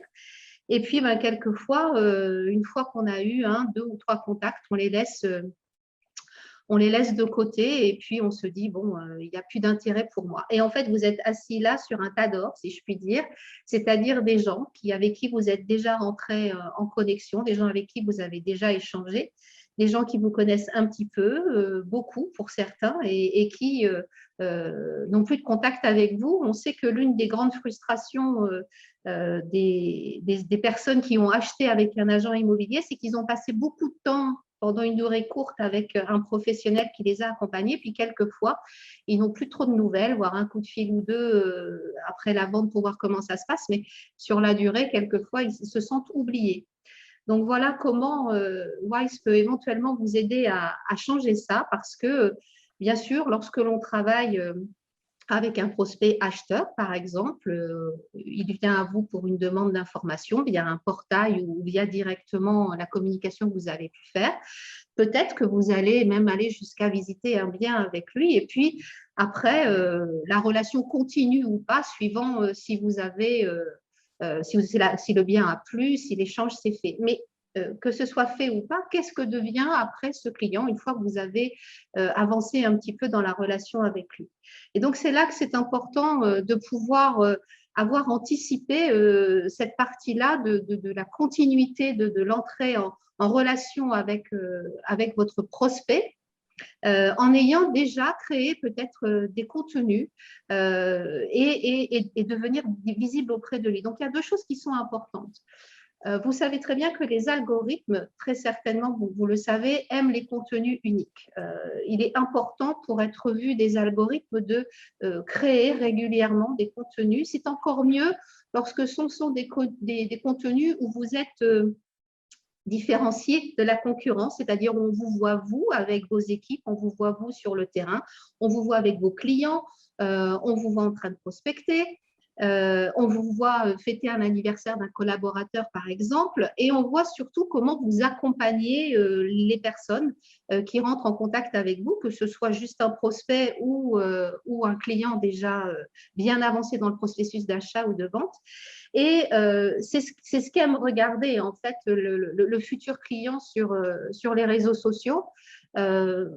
Une personne en France passe en moyenne 2h45 par jour sur ses réseaux sociaux, donc c'est pas rien. Donc c'est intéressant à un moment ou à un autre d'aller le croiser sur son fil d'actualité, Facebook, Instagram, LinkedIn, YouTube, là où vous choisissez d'être, et qu'il puisse vous reconnaître d'emblée avec votre logo, avec votre façon d'être, avec ce que vous leur apportez, que vous ayez une identité assez clairement mise en avant au travers de vos contenus. Il faut que vous lui expliquiez qui vous êtes, quelles sont vos valeurs, qui est votre équipe, etc. Et que vous expliquiez comment se passe la relation avec vous. C'est ce qu'on va voir un petit peu dans la slide suivante. C'est-à-dire que c'est important que vous passiez du temps à créer du contenu qui crée de la relation avec votre communauté. Et donc, on a l'impression qu'on pourrait s'épuiser à faire ça tous les jours, ce qui n'est pas le cas si on est assez ciblé sur des objectifs clairs. C'est-à-dire, pourquoi je fais de la communication digitale? Ça sert lequel de mes objectifs? De la notoriété, aller acquérir de nouveaux clients. Me dire que si je crée un article de blog, eh bien, peut-être que je peux le transformer en vidéo, peut-être que je peux aller en poster un bout, un petit extrait sur mes réseaux sociaux pour le ramener pour faire du trafic sur mon site internet, etc., etc. Mais bien sûr, tous ces contenus que vous créez pour vos réseaux sociaux doivent bien sûr être réutilisés au sein des messages que vous adressez au fur et à mesure de votre relation client. C'est ce qu'on va voir un petit peu après. Ce qui est important, c'est de se dire que il faut qu'un message soit entendu au moins 7 fois maintenant. Avant, c'était 5, maintenant c'est 7 parce qu'il y a de plus en plus de bruit autour de nous pour qu'un prospect commence à interagir en moyenne avec vous. Donc, ça veut dire qu'il ne faut pas hésiter à répéter tout au long du mois, peut-être chaque semaine, une ou deux thématiques qui sont importantes pour créer avec votre prospect une relation qui va passer d'une zone où je l'ai aperçu sur mes réseaux sociaux, ah tiens, je connais cet agent immobilier, ah puis finalement, peut-être que pour mon projet, je pourrais me rapprocher de lui et puis de fil en aiguille, il voit comment vous travaillez parce qu'il a commencé par regarder et puis après, il a peut-être liké et puis peut-être qu'après, il l'a commenté et il est rentré en contact avec vous. Donc, un outil qui permet de faire ça, et pour ceux qui me suivent, ils le savent que c'est un peu mon fil rouge tout au long de mes accompagnements, c'est la grille de contenu. La grille de contenu, ça vous permet vraiment de gagner du temps dans la création de contenu parce que vous posez des objectifs clairs à la mise en place de votre stratégie de communication digitale et vous décidez de développer 1, 2, 3, 4, 5 axes de communication qui vous semblent importants pour aller apporter des solutions à la communauté qui vous suit, à ceux qui vont vous découvrir. Donc là, je vous ai mis des exemples qui peuvent être 4 thématiques qui sont souvent celles que moi, je développe avec les professionnels de l'immobilier. La première, c'est vous, vos services, vos valeurs, pour aller amener justement à donner des conseils à vos futurs clients, à vos prospects, pour qu'ils apprennent à connaître un petit peu qui vous êtes et comment vous travaillez. Bien sûr, les avis clients et un petit peu de storytelling sur comment vous accompagnez les clients, des clients qui, via tout ça, vont donner de la preuve sociale, vont donner de la force, d'une vraie visibilité avec une vraie confiance que l'on peut vous donner. Bien sûr, en 3, votre marque, votre agence, vos équipes, qui vous êtes, où vous êtes, bien sûr, pour qu'on puisse s'identifier à vous en personnalisant votre communication et puis en la rendant, je dirais, de chair et d'os pour que les gens vous voient bien parce que peut-être que si sur vos réseaux sociaux, vous avez l'habitude de partager vendu ou j'ai notaire, vous allez sans doute voir que ce n'est peut-être pas ça qui vous ramène le plus d'interactions, mais c'est peut-être vous en prospection sur le terrain qui ramène le plus de vues et de partage. Et puis bien sûr, en 4e point, l'info locale. vous partagez un même territoire que votre audience, que votre communauté, donc c'est important de le mettre. Je ne l'ai pas mis là, mais ça me paraît évident qu'il faut aussi, bien sûr, de temps en temps partager des infos sur les biens que vous avez à vendre, mais bon, ça me semblait évident, mais voilà, je préfère le dire. Bien sûr qu'il faut que vous montriez des biens, alors peut-être via des vidéos, des visites virtuelles, des séries de photos, ça vous le savez faire, pour mettre en avant, bien sûr, ce qui est le cœur de votre métier. Donc, au fur et à mesure de la relation que vous avez avec votre client, on vous dit bien que les contenus évoluent. Bien sûr que lorsque vous êtes à attirer quelqu'un qui est un client froid, enfin un prospect froid, vous devez aller essayer d'attirer son attention sur des problématiques que à laquelle vous donnez une solution au travers de vos services, de vos valeurs et de votre expertise. Ensuite, au fur et à mesure qu'il découvre comment vous travaillez, où vous travaillez, qui vous êtes, eh bien, il va commencer à interagir avec vous et vous allez peut-être aller même jusqu'à obtenir peut-être un rendez-vous, une rencontre, et qui va, au fur et à mesure de cette relation, se conclure peut-être par une signature de mandat et puis, pourquoi pas, une vente et ainsi votre client va devenir, pourquoi pas, un futur ambassadeur si les services qu'il a eus avec vous se sont super bien passés. Tout au long de cette chaîne-là, vous voyez bien que l'on ne parle pas de la même façon à une personne, entre une personne qui ne vous connaît pas et un client avec lequel vous avez déjà eu beaucoup d'échanges et avec qui vous avez développé une relation professionnelle, les thématiques peuvent être différentes. Donc, d'où l'importance, comme je vous le disais tout à l'heure, d'avoir une grille de contenu pour tous ces passages-là. Et puis, le prospect que vous avez déjà rencontré, comme on a vu tout à l'heure, pour reprendre l'exemple de ce couple qui visite une maison avec vous, eh bien, vous avez déjà eu une rencontre avec lui, ben, peut-être que vous pouvez continuer à lui envoyer des conseils, à le guider dans leur processus d'achat d'un bien, même si ce n'est pas avec vous, et se positionner comme un professionnel dont il peut avoir besoin comme ressource éventuelle si la relation avec l'autre professionnel se passe moins bien ou si pour une raison ou une autre, une vente échoue. Ça arrive aussi régulièrement. Donc, ne pas laisser tomber un lead, ne pas laisser tomber un contact, c'est important, et de ne pas toujours être à la recherche encore et encore de nouveaux contacts, ça permet aussi de baisser un petit peu la pression en se disant bah, j'ai quand même là accumulé des contacts que je peux travailler, avec lesquels je peux continuer à créer une relation de confiance au fur et à mesure des semaines et des mois, et qui peut-être à un moment ou à un autre vont revenir vers moi, parce que bah, c'est aussi au fur et à mesure de cette création de cette relation-là que les liens peuvent se créer. Donc, on vous a mis ici des exemples de contenu, des propositions, hein, mais il y en a plein d'autres. Avec Grégory, on a travaillé sur pas mal de grilles à ce sujet-là. Donc, on peut vous en donner plein d'autres idées. Donc, pour un premier contact, pour un client, enfin, un contact froid, expliquer les phases d'une vente ou d'une acquisition et montrer combien on comprend leur inquiétude, leurs émotions, leur stress, en disant qu'on est là pour les accompagner. Dans une deuxième phase, on peut les rassurer grâce à un partage d'avis clients. Vous savez combien les avis clients sont importants, mais ils sont encore mieux quand ils sont recontextualisés. Donc, ne pas hésiter à dire « j'ai rencontré ce client qui, quand je l'ai vu, avait telle problématique, il fallait absolument qu'il vende dans les 3 mois parce qu'il était muté ou je ne sais quoi. Et voilà le processus de vente qu'on a mis en place au bon prix, avec les bons outils, etc. » Bien sûr, une fois que vous avez signé, bah, vous pouvez expliquer comment se passe le suivi des visites, les envois automatisés de compte rendu, etc. Être plus dans la partie « je vous accompagne avec les bons outils », ça peut être un exemple. Et puis, bah, une fois qu'on a signé, que le client est installé, pourquoi pas continuer à lui envoyer des conseils d'aménagement, de travaux s'il en a besoin et des contacts intéressants sur ce sujet-là, ou envoyer des messages personnalisés proposant de passer le voir ou de faire un petit reportage sur ce qu'il a fait, parce que la mise en valeur de l'aménagement fait par le client, ça peut être sympa aussi pour lui de dire que vous prenez en compte tout le travail qu'il a réalisé. Donc voilà, c'est important d'activer et de réactiver vos contacts régulièrement en utilisant les fonctionnalités d'un CRM et des contenus créés à cet effet. C'est vraiment ce que Wise vous propose. C'est pour ça que moi, je suis ravie d'être associée avec cet outil. Quand on s'est rencontrés il y a quelques mois de cela, pas très longtemps d'ailleurs, ça a été vraiment une évidence pour moi parce que des CRM, il en existe pour d'autres métiers que ceux des professionnels de l'immobilier.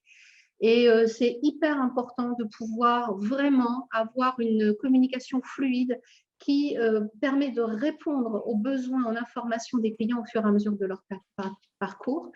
Donc, c'est un gain de temps évident, c'est une personnalisation du parcours client. Il n'y a plus besoin de réécrire en permanence les mêmes mails. Isabelle va vous montrer ça. La possibilité de créer des campagnes de mails en amont. Donc, on crée une fois ce qu'on veut dire et après, ça se personnalise tout seul parce que tout est à vos couleurs. Les noms des clients vont se mettre automatiquement. Isabelle va vous montrer ça aussi. Et vous entretenez une relation avec tous vos contacts, quel que soit leur niveau de maturité. Comme ça, personne n'est frustré. C'est-à-dire que même les clients avec qui vous avez fini une vente, eh ben, vous continuez à être en contact avec eux, si ce n'est en leur envoyant tout simplement une newsletter de temps en temps ou un petit mail personnalisé pour leur souhaiter un bon anniversaire. Donc, Isabelle, je te passe la main parce que tu vas nous montrer tout ça. C'est toi qui vas nous faire découvrir ce bel outil.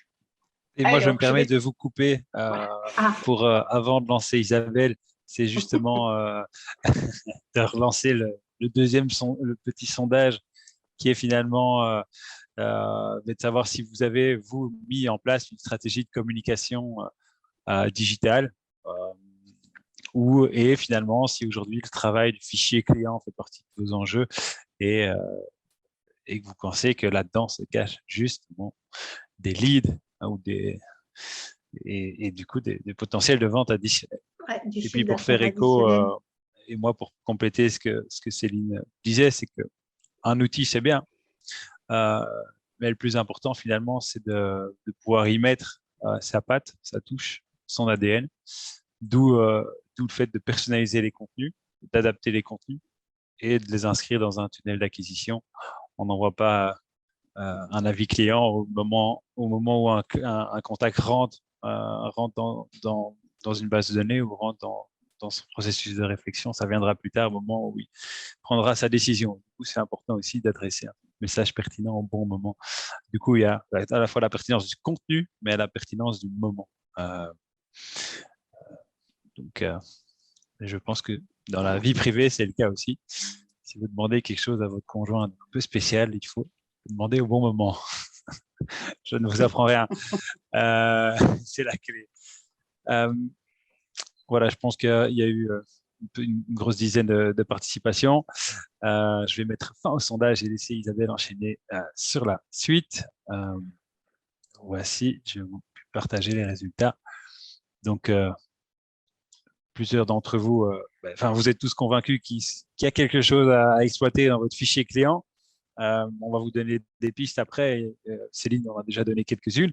Et pour ce qui est de la stratégie en communication digitale, vous êtes environ 33% à en avoir mis une en place et 67% désireux de le faire. C'est une bonne nouvelle. C'est une bonne nouvelle.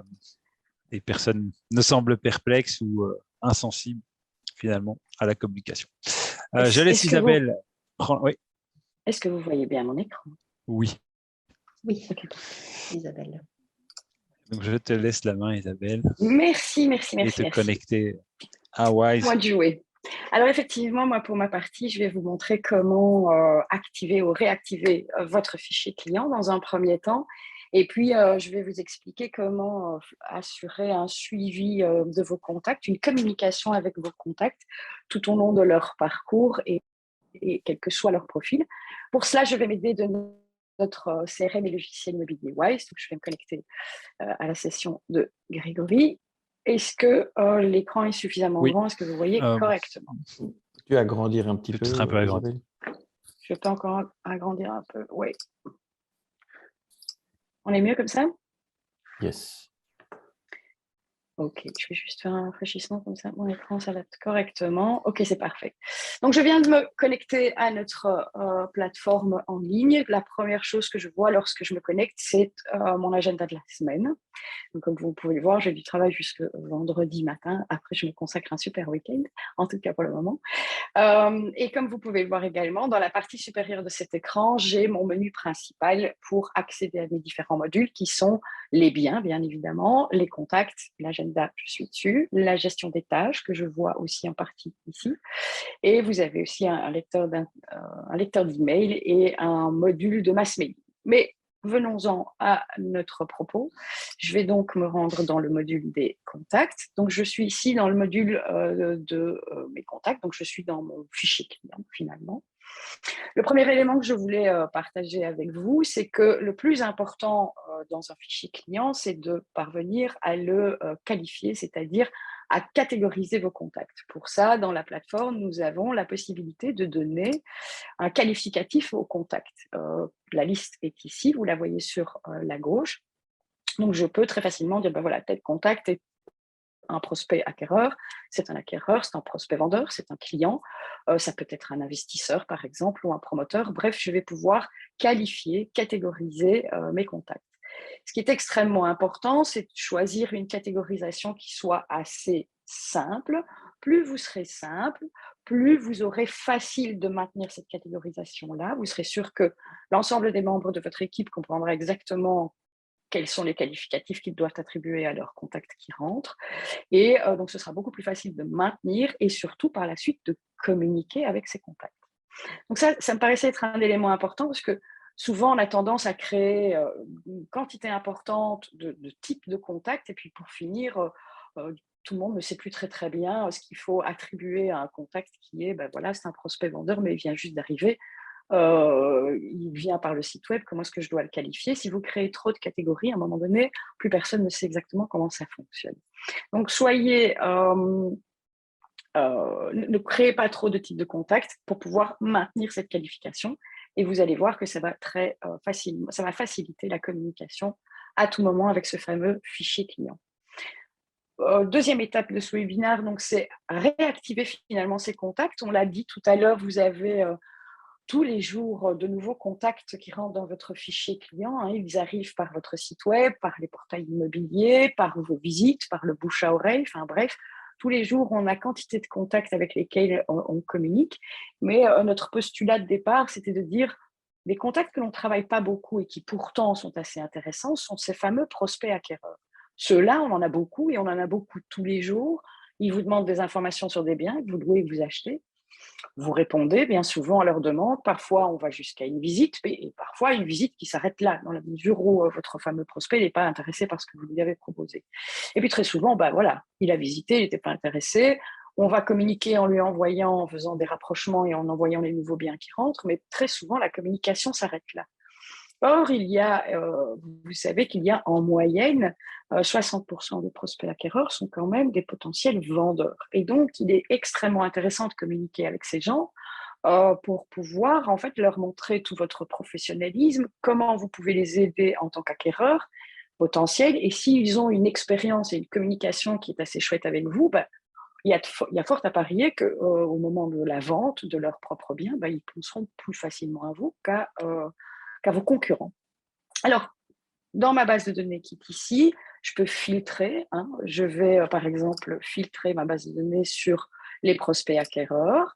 Alors, je m'en excuse auparavant, c'est une base de données de démo, donc ne soyez pas surpris si, par exemple, de temps en temps, vous voyez des choses un petit peu surprenantes ou des noms qui vous paraissent plus ou moins familiers. Je suis très fan de cinéma, vous allez vite vous en rendre compte. Et donc, évidemment, moi, je n'ai que 8 prospects acquéreurs, mais on imagine bien que dans votre fichier client, vous en avez beaucoup plus. Le traitement, qu'on en ait 8, 10 ou 2500 ou 10 000, est exactement le même que ce que je vais vous montrer. Donc ici, on va prendre ces prospects acquéreurs et qu'est-ce qu'on va faire? On va vouloir s'assurer finalement que les informations dont on dispose dans son fichier client sont correctes parce que ce sont peut-être des gens que vous avez eus il y a 6 mois. Est-ce qu'ils sont toujours à la recherche? Est-ce que le profil est toujours le même? Vous voyez ici que je peux très facilement identifier finalement un profil de recherche. Mais en général, on sait aussi que quand un prospect acquéreur commence sa recherche, il rêve d'un château pour 50 000 euros, puis il fait face à la réalité, et donc ces critères, bien souvent, évoluent. Donc, c'est important que vous puissiez avoir une information qui soit juste, de sorte de pouvoir communiquer de manière correcte avec lui. Alors, ce que je vais faire, c'est que je vais changer ma vue pour arriver à une vue en table, ce qui me permet d'avoir une vue beaucoup plus globale. Et je vais sélectionner tous mes prospects acquéreurs. Et ce que je vais faire, en fait, c'est simplement leur envoyer une petite newsletter, un petit mass mailing. Donc, dans Wise, nous avons un module d'emailing. Donc, je vais ajouter tous ces gens à une campagne d'emailing. Alors, je ne vais pas trop me fatiguer sur le nom de la campagne ni sur le sujet, ce n'est pas le propos ici. Et j'ai créé, en fait, dans mon module d'emailing, un mail qui s'appelle « Mise à jour des contacts ». Alors, je vous montre à quoi cela ressemble. Ici, qu'est-ce qu'on va dire? On va leur dire, voilà, restez prioritaire pour les nouveaux biens, confirmez vos critères de recherche en quelques minutes et recevez en priorité tous nos nouveaux biens. Je ne connais pas un seul prospect acquéreur qui, quand il est face à sa recherche immobilière, n'est pas intéressé, surtout par les temps qui courent où le marché est particulièrement tendu, qui n'est pas intéressé de recevoir les offres avant même finalement qu'elles ne soient disponibles sur le marché. Donnez-leur un sentiment de priorité et ils auront d'autant plus envie de mettre leurs critères de recherche à jour. Alors, en cliquant sur le bouton qui est ici, qu'est-ce qui va se passer? Ils ont accès à une interface qui leur est propre. Nous sommes évidemment conformes à la loi sur la protection des données, la fameuse RGPD. Et donc, cet espace est un espace de données personnelles au sein duquel, finalement, votre prospect acquéreur peut voir les données que vous stockez en ce qui le concerne. Il peut modifier ces données, dire qu'il ne veut plus recevoir vos newsletters ou qu'il ne veut plus recevoir vos SMS, c'est possible. Mais il va aussi et surtout pouvoir modifier les critères de recherche qui sont enregistrés le concernant. Et donc, si ces critères ont évolué, il va pouvoir rectifier le tir et s'assurer que lorsque vous allez faire des rapprochements et lui envoyer des biens, ils sont conformes à sa recherche. Il peut évidemment dire ici, je ne cherche plus, et donc comme ça, vous ne continuez pas inlassablement à lui envoyer des biens lorsque il a trouvé son plein bonheur, quoi. Donc, ici, la simple modification d'informations va automatiquement modifier les données qui sont stockées dans le logiciel. Donc, jusqu'à présent, vous n'avez strictement rien à faire, si ce n'est appuyer sur le bouton pour envoyer la campagne d'emailing. Alors, je peux avoir, comme vous pouvez le voir ici aussi, plusieurs critères différents pour un même contact. Soit il cherche une maison, soit un appartement, ce qui est souvent plus vraisemblable, c'est plutôt une maison ou éventuellement un terrain à bâtir.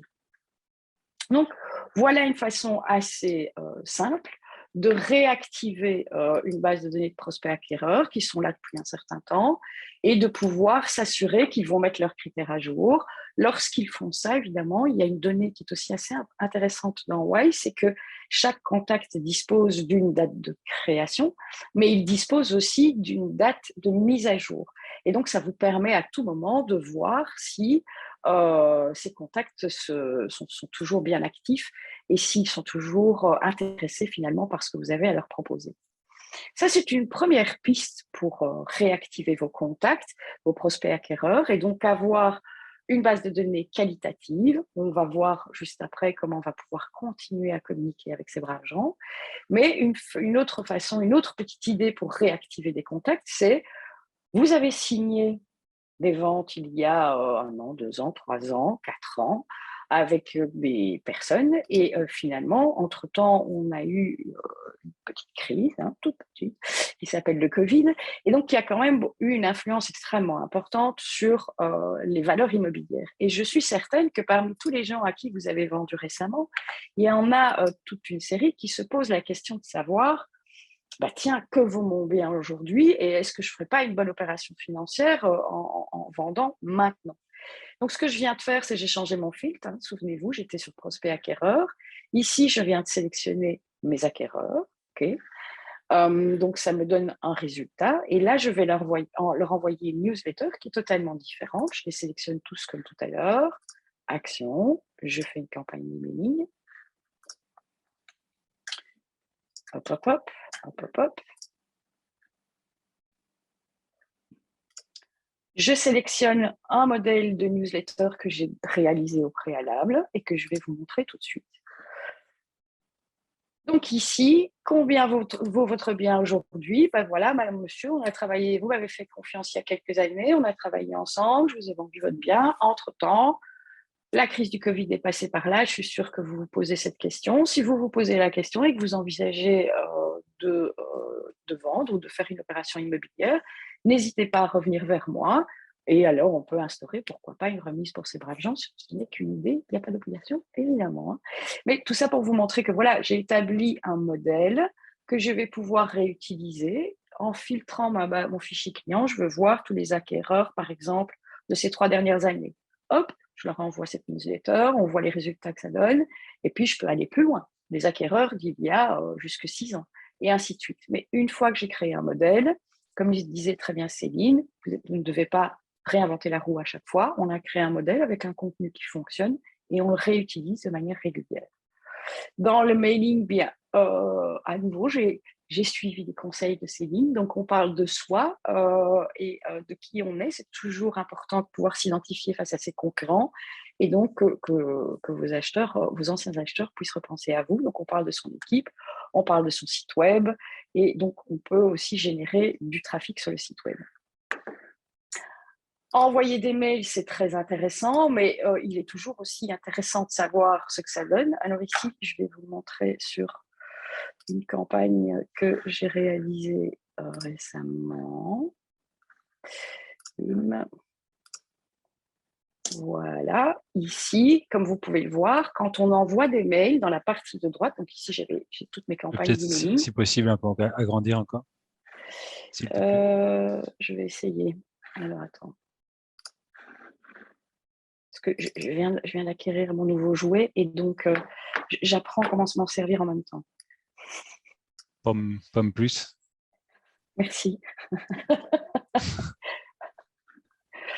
Voilà, donc ici, on peut voir par exemple que j'ai envoyé une newsletter à ma base de données fichier client qui représentait quelques 5000 clients.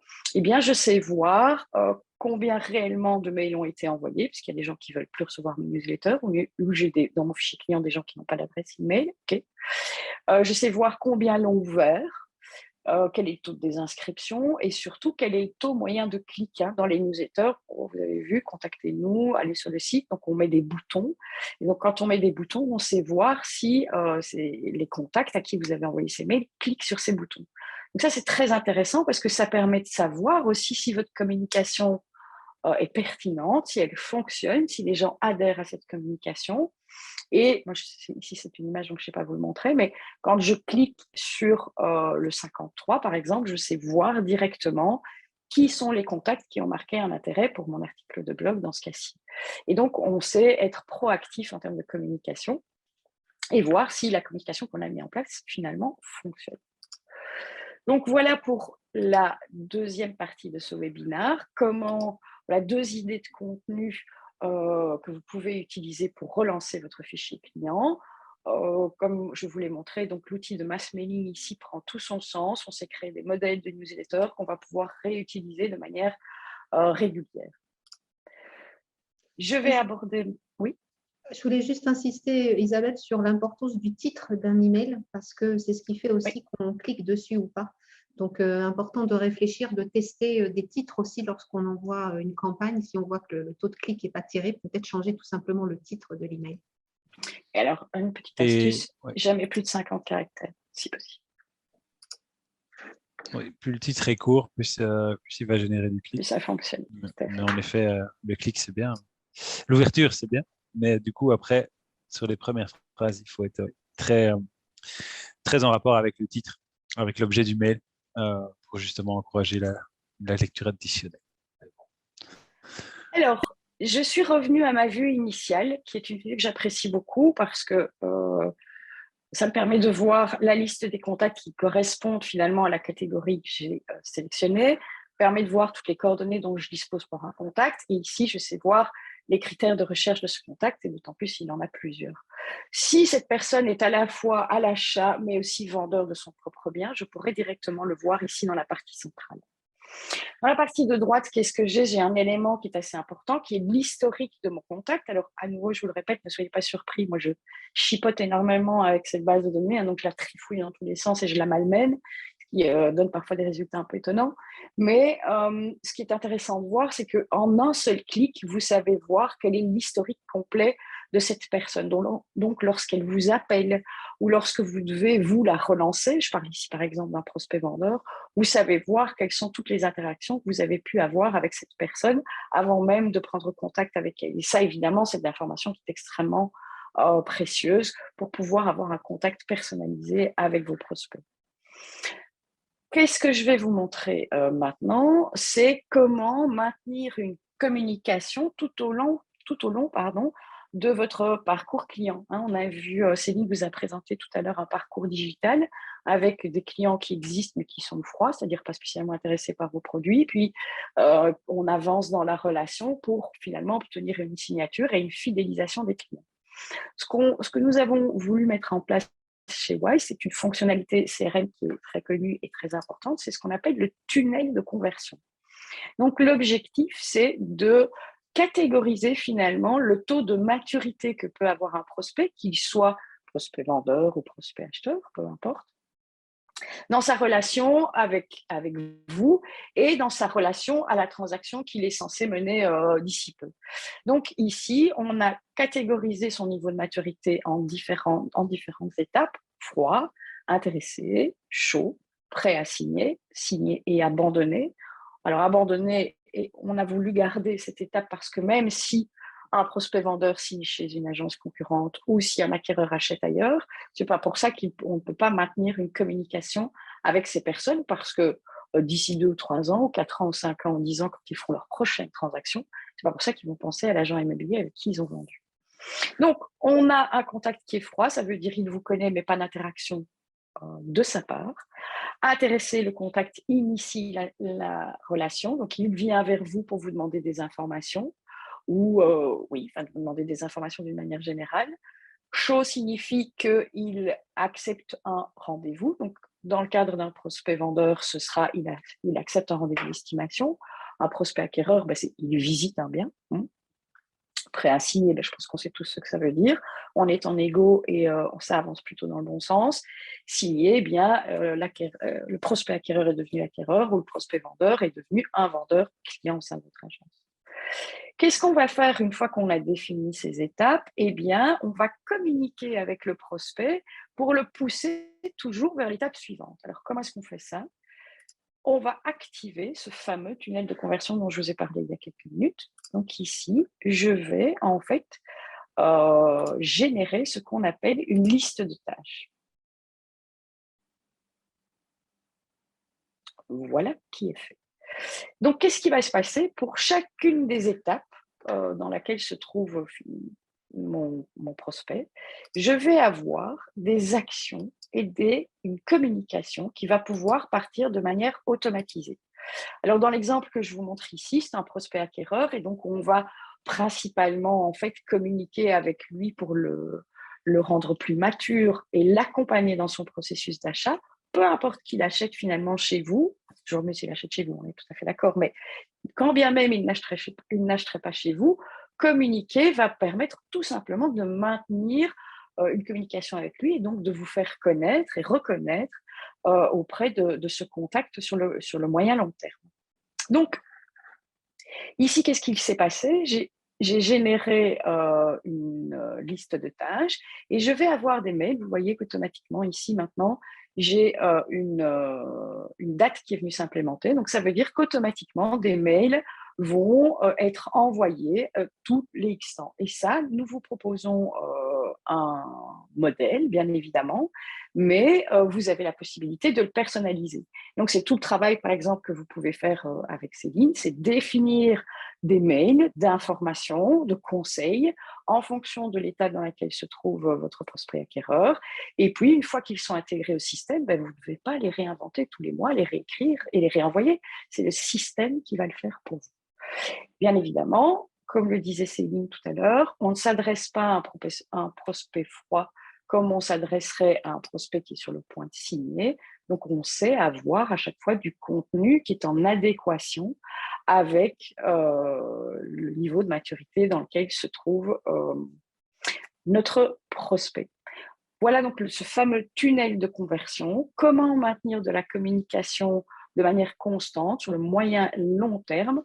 Un élément, je ne sais pas s'il se trouve ici, oui, le voilà. Donc, tout agent immobilier rêve, je pense, c'est de pouvoir envoyer, par exemple, un mail d'anniversaire après un an d'achat, après 2 ans, après 3 ans. Enfin bref, chaque année, on envoie un petit mail sympa, histoire de se rappeler à son bon souvenir lorsqu'il est devenu client. Et ça, c'est valable que ce soit pour un prospect acquéreur qui devient donc acquéreur ou pour un prospect vendeur qui devient client. Voilà pour ma partie. Je ne sais pas si je suis juste au niveau du timing et si j'ai oublié des choses. On est dans les temps, ça va.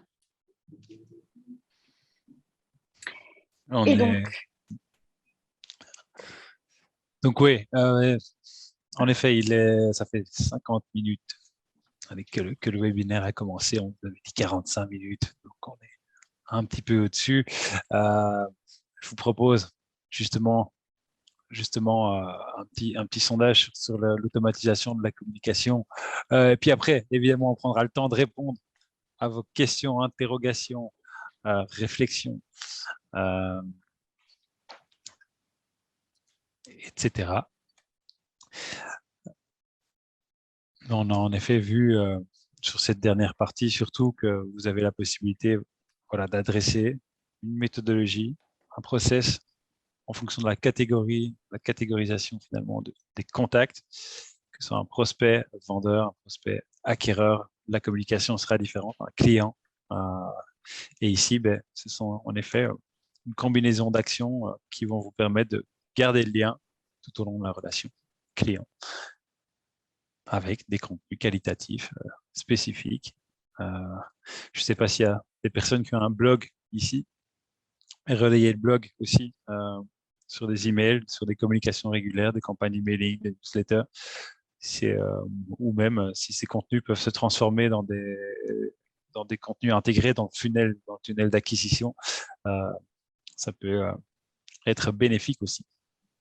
On parlait justement de création de contenu qui demande toujours, c'est vrai, un peu de temps, d'effort, ou justement de recyclage de contenu. On est vraiment dans cet aspect-là. Donc là, on voit bien que chaque contenu a un objectif clair. Donc ça permet d'être très focus dans ce que l'on fait et donc plus impactant. Oui, à nouveau, c'est aussi se positionner comme un conseiller, hein, vraiment. Et donc, préfère prendre, parce qu'on sait que l'agent immobilier n'a pas toujours bonne réputation auprès de son public. Et donc là, c'est vraiment se positionner comme un professionnel dont ils ont besoin et leur démontrer, en leur envoyant du contenu approprié finalement à leur démarche, qui va leur faire prendre conscience que vous avez une réelle plus-value et que oui, ils ont besoin de vous et que vous pouvez réellement leur apporter quelque chose de très intéressant. Et justement, récemment, il y a une personne qui est ici dans le webinaire qui me parlait juste de la première phase, en fait, qui était de la pré-qualification de lead. Justement, le contact arrive d'un portail immobilier ou arrive de votre site web. L'idéal, c'est de le contacter le plus rapidement possible, mais ce n'est pas toujours faisable. Un bon moyen, finalement, de pré-qualifier ou de montrer que vous attachez une certaine importance, c'est de dire il reçoit un SMS ou il reçoit un email qui lui dit on a bien pris note de votre projet, on va vous contacter dans les 24 heures ou moins, hein, si vous voulez mettre moins, c'est moins. Et en attendant, on vous propose ici de nous donner quelques éléments de contexte additionnels en remplissant, ici, en mettant quelques commentaires sur une page web, un URL qui est généré automatiquement, et éventuellement des critères de recherche si on parle d'un acquéreur. Et au moins, vous pouvez préparer votre code. Vous avez déjà tous les éléments de préqualification et vous allez pouvoir travailler de manière beaucoup plus personnalisée votre contact. Et donc, c'est tous des éléments qui sont possibles et faciles à mettre en pratique ici. Et puis, je vais mettre fin au sondage et on va maintenant vous laisser la parole pour poser les questions les questions que vous vous permettre de poser différentes questions. Je vais peut-être arrêter mon partage d'écran. Non, pas du tout. Il reste le sondage final. Oui. S'il y a des questions dans le chat, non? Oui, il reste le sondage final. Je ne sais pas s'il y a des questions là-bas.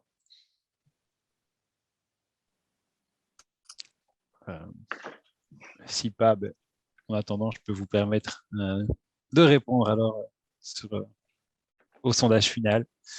Donc, est-ce que finalement, on parlait tout à l'heure, est-ce que ce qu'on vous a proposé aujourd'hui répondait à ce qu'on vous avait suggéré dans l'invitation? Voyons si ce qu'on communique est pertinent. Est-ce que vous recommanderez ce webinaire à d'autres personnes, à d'autres conseillers?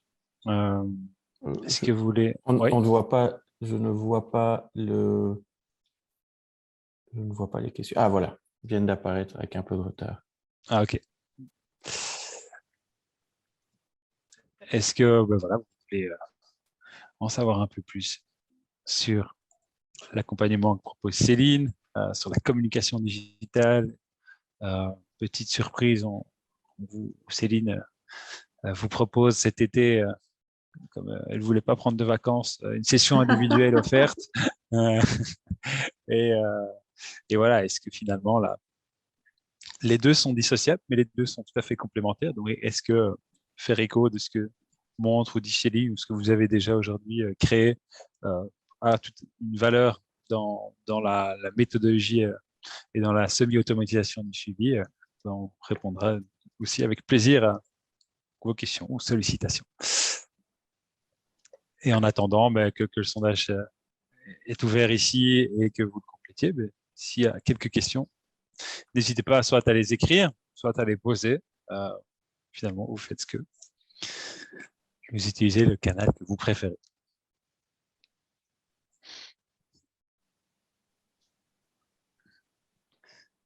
Puis si d'ici 13h30, il n'y a pas de questions, on sera en respect avec le timing, alors on vous laissera… Il y a une question de Fatia qui demande où trouver l'URL pour qualifier les demandes. Je ne sais pas s'il faut peut-être préciser, je ne comprends pas très bien la question. Oui, non. En effet, vous trouvez l'URL pour qualifier les demandes. C'est à moi, Fatia, à vous la proposer dans votre interface.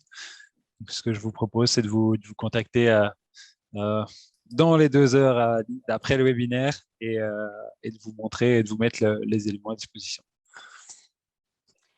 Pour le dernier sondage aussi, peut-être préciser que n'oubliez pas de descendre parce qu'il y a plusieurs questions. Donc, pour être sûr que vous voyez bien toutes les questions, parce qu'elles ne s'affichent pas toutes comme les précédents sondages. Ah, mais je crois que tout le monde l'a bien fait. Pardon. Ok, tout le monde a très bien travaillé. Alors, également une question d'Olivier. La question incontournable, le coût de Wise, Grégory. Ah, ça va dépendre évidemment du nombre d'utilisateurs, des fonctionnalités attendues. Vous avez vu qu'on proposait différentes choses. Il y a le logiciel métier, il y a le CRM, il y a l'outil de mass mailing qui est intégré. Est-ce que toutes ces fonctionnalités font écho aujourd'hui, ou non? Et en fonction, évidemment, on travaillera sur mesure. Mais voilà, on est à un coût qui est inférieur à 60 € par mois par utilisateur. Mais de toute façon, aujourd'hui, on va travailler nos offres sur mesure et tout dépend aussi des liens avec tout ce qui est données, bases de données, sites web et autres solutions. Mais on fait les choses simples. Allez voir Mais je vous propose.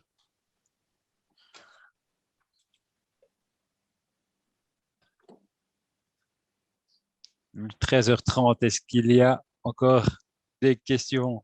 Si rien ne survient dans le chat ou dans le micro dans les 10 secondes. Moi, j'ai une question.